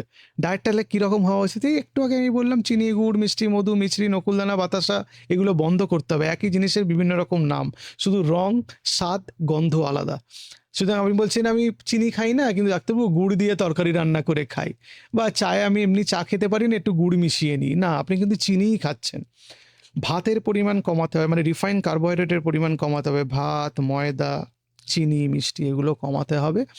কমপ্লেক্স কার্বোহাইড্রেট একটু আগেই বললাম সেগুলো বাড়ানো, শাকসবজি বাড়ানো, প্রোটিন খান বেশি, ডিম দুটো খেলেন, আপনার ফ্যাটি লিভার থাকলেও আপনি ডিম খেতে পারেন, কুসুম সমেতি খেতে পারেন, চিকেন খেতে পারেন, সেটা মাছ কটা? খেতে পারেন। সারাদিনে 2টো ডিম নিশ্চিন্তে খাওয়া যায়। আসলে ডিমের আমাদের শরীরে যে ডায়েটারি কোলেস্টেরলের যে লিমিট পার ডে, সেটা হচ্ছে 300 মিলিগ্রামের মতো। তো একটা ডিমে মোটামুটি 167 মিলিগ্রামের মতো কোলেস্টেরল থাকে, ফলে 2টো ডিম তো আমরা নিশ্চিন্তে খেতে পারি। কেউ বেশিও খেতে পারেন যারা ফিজিক্যাল অ্যাক্টিভিটি করছেন, তো 2টো হোল এগ, তার সঙ্গে এগ হোয়াইট আরও 3-4টে খেতে পারি, ফলে আমরা ডিম যথেষ্ট পরিমাণে খেতে পারি, কোনো অসুবিধা হয় না। আর এই যে ভাত খাচ্ছেন, এই যে যাদের ফ্যাটি লিভার গ্রেড 2 বললেন, যিনি প্রশ্নটা করেছেন, যে ভাতটাকে আগের দিন যদি রান্না করে আপনি ফ্রিজে রেখে দিতে পারেন, এই ভাতটার কিছু গঠনগত পরিবর্তন হয়, এটাকে বলে রেট্রোগ্রেডেশন। এই ভাতটা একটু কমপ্লেক্স কার্বোহাইড্রেটের মতো বিহেভ করে, এবং এটা কিছুটা ডায়েটারি ফাইবারের মতো বিহেভ করে, ফলে সুগার স্পাইক খুব কম হয়। ফলে গরম ভাত রান্না করে সেটা ইমিডিয়েটলি খাওয়াচ্ছে, আগের দিন ভাত রান্না করে ফ্রিজে 12 ঘন্টার মতো রাখা, এবং পরের দিন সেই ভাতটাকে বের করে গরম করে সেই ভাতটা খেলে সেটা বেশি স্বাস্থ্যকর। কিন্তু ওই একই কথা বারবার বলি যে পরিমাণ নিয়ন্ত্রণ করতে হবে। আমাদের আরো বেশ কিছু প্রশ্ন রয়েছে, মানে যত সময় এগিয়ে যাচ্ছে তত আমাদের প্রশ্নের ঝাঁপি কিন্তু একেবারে ভরপুর হয়ে উঠছে। এরপরে আরো একজন প্রশ্ন করছেন, নন্দা পোরেল, হাওড়া বেলগাছিয়া থেকে। অনেক বড় তার হোয়াটসঅ্যাপ মেসেজ, আমি খুব ছোট করে বলে দিই। বলছে, আমি একজন হাই ব্লাড প্রেশার সুগারে আক্রান্ত হয়েছিলাম এবং আমাকে অ্যাডমিট হতে হয়েছিল। মাস দেড়েক ওষুধের সাথে দিনে 5টা করে ইনসুলিনও নিতে হয়েছিল। 2 বছর একটানা ওষুধ সেবনের পর ডাক্তারি পরামর্শ, বছর দেড়েক ওষুধ বন্ধ আছে, কিন্তু বাড়িতে এবং ক্লিনিকে নিয়মিত চেক আপে যেতে হয়। 80 থেকে 120-র মধ্যে থাকে আমার সুগার, এবং আমি 50-এর উপরে আমার বয়স, ওজন 55 কেজি। আমার সমস্যাগুলো হলো, হাত পায়ের চেটো প্রচন্ড জ্বালা করে, নখ চুল বৃদ্ধি হয় না, হাতের আঙুল কাঁপে, চোখে ছানি পড়েছে, অপারেশন টেবিলে হাত পা বরফের মধ্যে ঠান্ডা হয়ে গিয়েছিল বলে ডাক্তার অপারেশন করেননি। হাত পা এত শুষ্ক হয়ে যায় যে অযথা আহ, আচ্ছা অযথা গরমেও ফেটে যায়। পায়ের মাসল পেন হয়, রাতে ঘুমের বড়ি খাওয়া সত্ত্বেও গভীর ঘুম আসে না। আর আমরা কঠোর নিয়মে থাকি, সময় খাওয়া দাওয়া করি, তাড়াতাড়ি রাতে খাই, ভোরে উঠি, রোজ না হলেও অন্তত সপ্তাহে 5 দিন হাঁটাহাঁটি, ব্যায়াম ইত্যাদি করে থাকি। তেল ঝাল মশলা এড়িয়ে চলি, এমনকি রুটি ভাতের বাইরে কিছু খাই না। আমি হার্টেরও পেশেন্ট, চিকিৎসাধীন আছে। চিকিৎসকের নির্দেশে রোজ নিয়মিত করে রাতে প্রেশার চেক করি, বারবার প্রেশার হাই থাকে। দিন 15 হলো 76 থেকে 140-এর মধ্যে থাকে। আমার প্রশ্ন, এত কিছুর পরেও আহ, এই সমস্যাগুলো কেন হয় এবং এর সমাধান কি? আসলে অনেকগুলো প্রশ্ন। হ্যাঁ, ওনাকে আমি সবকটা প্রশ্নের একটা ছোট করে উত্তর দিয়ে দিই। হুম, উনি একটা কমপ্লেক্স কেস আর কি, মানে অনেকগুলো অসুখ এবং তার সঙ্গে খুব সম্ভবত মেন্টাল হেলথটাও ওনার একটা ইম্পর্টেন্ট ফ্যাক্টর এটার জন্য, যার জন্য ওর ঘুমের ওষুধ খেলেও ঘুম আসছে না। তো ওনার ফিজিক্যাল যে প্রবলেমসগুলো আছে সেগুলো তো চিকিৎসা চলছে, সেগুলো চিকিৎসা করতে হবে এবং ওনাকে একটু মেডিটেশন করে এবং মেন্টাল হেলথের যথেষ্ট গুরুত্ব দিতে হবে এবং সেটার কেয়ার দিতে হবে, তবে উনি ভালো থাকবেন। এবং ওনার কিছু রিপিটেড টেস্ট করার দরকার, সেগুলো নিয়ন্ত্রণে আছে কিনা সেটা দেখা দরকার। আর উনি যেটা বললেন যে উনি ভাত রুটির বাইরে কিছু খান না, ভাত রুটি মানে তো কার্বোহাইড্রেট খাচ্ছেন, সেটা তো শুধু শুধু তো কার্বোহাইড্রেট খেলে হবে না, আপনার তার সঙ্গে প্রোটিনও খেতে হবে, আপনার কিছু ফ্যাট খেতে হবে, স্বাস্থ্যকর চর্বি যেটা যেটা বাদাম বীজের মধ্যে আপনি পাবেন। তেলের পরিমাণ কমিয়ে ফেলতে হবে, নুন খাবার পরিমাণ কমাতে হবে এবং আপনাকে দেখতে হবে যে ভিটামিন মিনারেলস এগুলো ঠিকঠাকভাবে যাচ্ছে কিনা। শুধু ভাত রুটি খেলে সেটা যাওয়া সম্ভব না, সুতরাং খাবারের দিকেও একটু নজর দিন। এরপরে চলে যাব কবিতা নিয়োগী। তিনি বলছেন, আমার ব্লাড সুগার 61, খাবার খাওয়ার পরও মাথা অনেক সময় ঘুরে যায়, এটা কি হাইপোগ্লাইসেমিয়া? আপনার যদি ডায়াবেটিসের চিকিৎসা চলে তাহলে এটা হাইপোগ্লাইসেমিয়া। আর আপনার যদি ডায়াবেটিসের কোনো ওষুধ না খান বা কোনো ওজন কমানোর ইনজেকশন না নেন বা কোনো ইনসুলিন না নেন, মানে আপনি যদি ডায়াবেটিক পেশেন্ট না হন, তাহলে এটা আপনার হাইপোগ্লাইসেমিয়া না। কিন্তু আপনার যদি হাইপোগ্লাইসেমিয়ার সিমটম থাকে, তাহলে আপনার বডিতে ইনসুলিন লেভেল কীরকম থাকছে বা ইনসুলিন কোনো অ্যাবনর্মালি বেশি ক্ষরণ হচ্ছে কিনা শরীরে সেটা দেখতে হবে। আপনি যদি ডায়াবেটিক পেশেন্ট হন তাহলে আপনি এটা ডেফিনেটলি হাইপোগ্লাইসেমিয়া এবং সেটার জন্য আপনার সুগারের ওষুধ ইত্যাদি কমাতে হবে। আর যদি নন ডায়াবেটিক পেশেন্ট হন, হতে পারে আপনি ম্যালনারিস্ট, আপনার শরীরে যতটা খাবারের প্রয়োজন সেই ততটা খাবার আপনি খান না, তার চেয়ে বেশি আপনার অ্যাক্টিভিটি হয়, ফলে আপনার ক্যালোরি বার্ন হয় অনেক বেশি, সেই জন্য আপনার সুগার ফল করছে। আর শরীরে অভ্যন্তরীণ কোনো অসুবিধে আছে কিনা, গন্ডগোল আছে কিনা, বেশি করে ইনসুলিন ক্ষরণ হচ্ছে কিনা, সেটাও কিছু পরীক্ষা নিরীক্ষা করার মাধ্যমে দেখা উচিত। আচ্ছা, আমাদের হোয়াটসঅ্যাপে তো পরপর প্রশ্ন এসেই যাচ্ছে। যেমন এই মুহূর্তে কে প্রশ্ন করেছে, মালদা থেকে। মালদা থেকে সিদ্ধার্থ শঙ্কর বিশ্বাস লিখেছেন, আগে আমার ফ্যাটি লিভার গ্রেড 2 ছিল, তারপর 1 হয়, ডান পাঁজরের নিচে একটু ব্যথা হয় চাপ দিলে, এটা কি কোনো জটিল সমস্যা? ফ্যাটি লিভার থেকে ওই ক্যাপসুলার স্ট্রেচিং হয়, তো সেখান থেকে একটু পেটের ডান দিকে মানে উপরের দিকে পাঁজরের নিচে একটু মাঝে মাঝে অস্বস্তি বা ব্যথা হতে পারে। এবং পেটের ডান দিকে বা পাঁজরের নিচে তো অন্যান্য অনেক কারণেও ব্যথা হয়, মাস্কুলোস্কেলেটাল পেন থেকেও ব্যথা হতে পারে, গলব্লাডার প্যাথোলজি থেকেও ব্যথা হতে পারে এবং অনেক সময় কনস্টিপেশন থেকেও ব্যথা হতে পারে এবং আমাদের পশ্চারের দোষেও ব্যথা হতে পারে। আমরা এমনভাবে বেঁকে চলে ঘুমাই যে আমার ওখানে মাসেলগুলো একটু একটু স্প্যাজম হয়ে আছে, টেন্সড হয়ে আছে, সেই জন্য ব্যথা হতে পারে। সুতরাং শুধু ফ্যাটি লিভার থেকে যে ব্যথা হবে সেরকম না, আসলে গ্রেড 1 ফ্যাটি লিভারে কোনো সিমটম ইউজুয়ালি হয় না, যে একটু অল্প একটু ক্লান্তি হতে পারে, দ্যাটস ইট।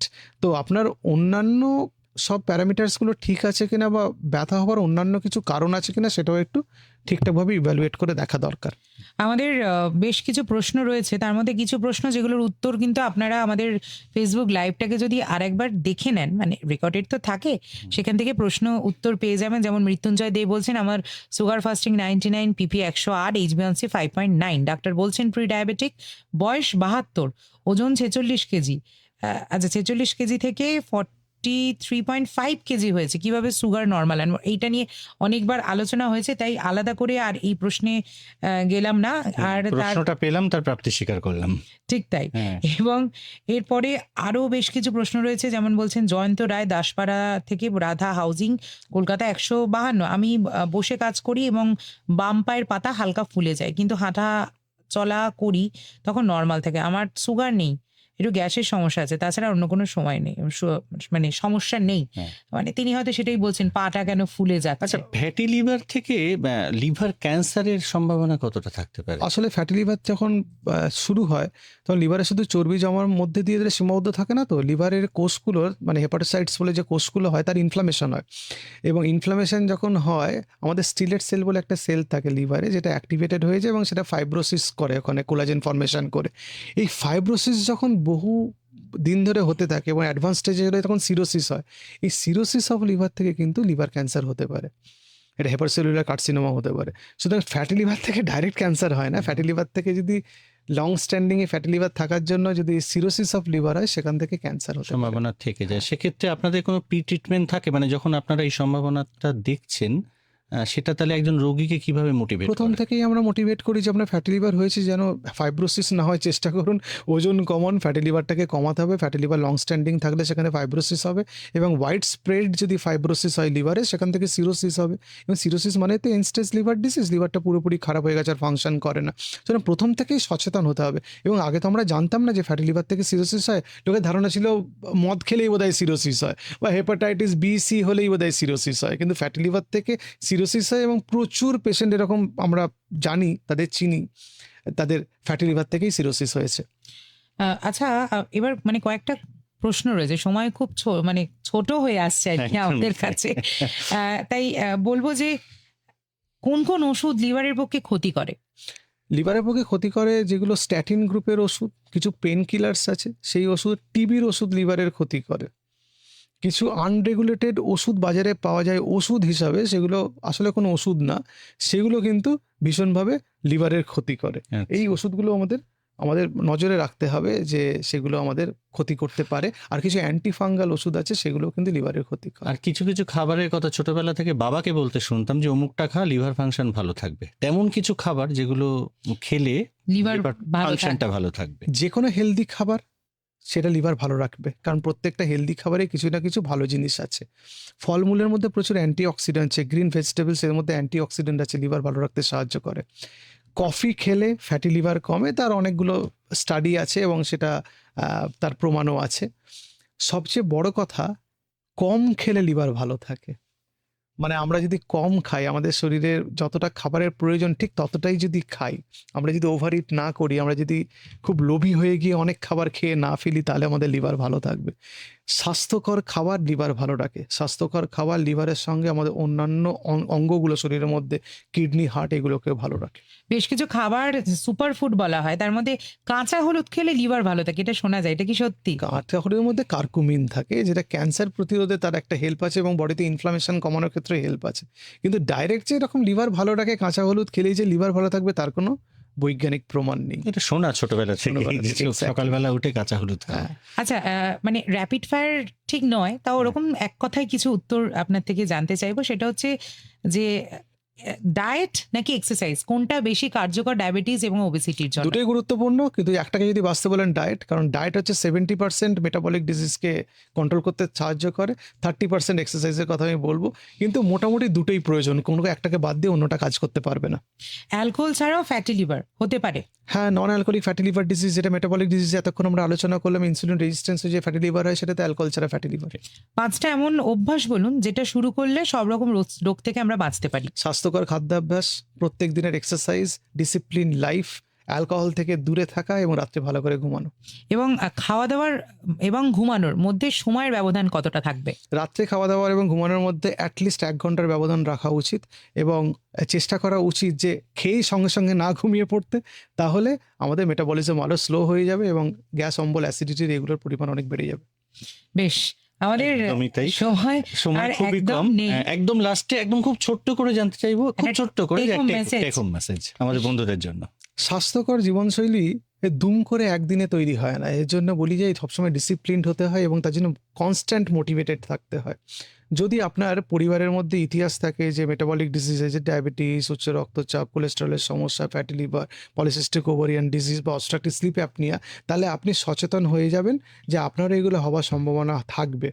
তার জন্য অল্প পরিমাণে খাওয়া এবং স্বাস্থ্যকর খাওয়া, রেগুলার ফিজিক্যাল অ্যাক্টিভিটি করানো, স্ট্রেস ম্যানেজমেন্ট করা, ডিসিপ্লিন হওয়া। ডিসিপ্লিন হওয়া মানে শুধু একদিনের জন্য ডিসিপ্লিন হলে হবে না, সেটা দীর্ঘমেয়াদী হতে হবে এবং ঘুম খুব গুরুত্বপূর্ণ।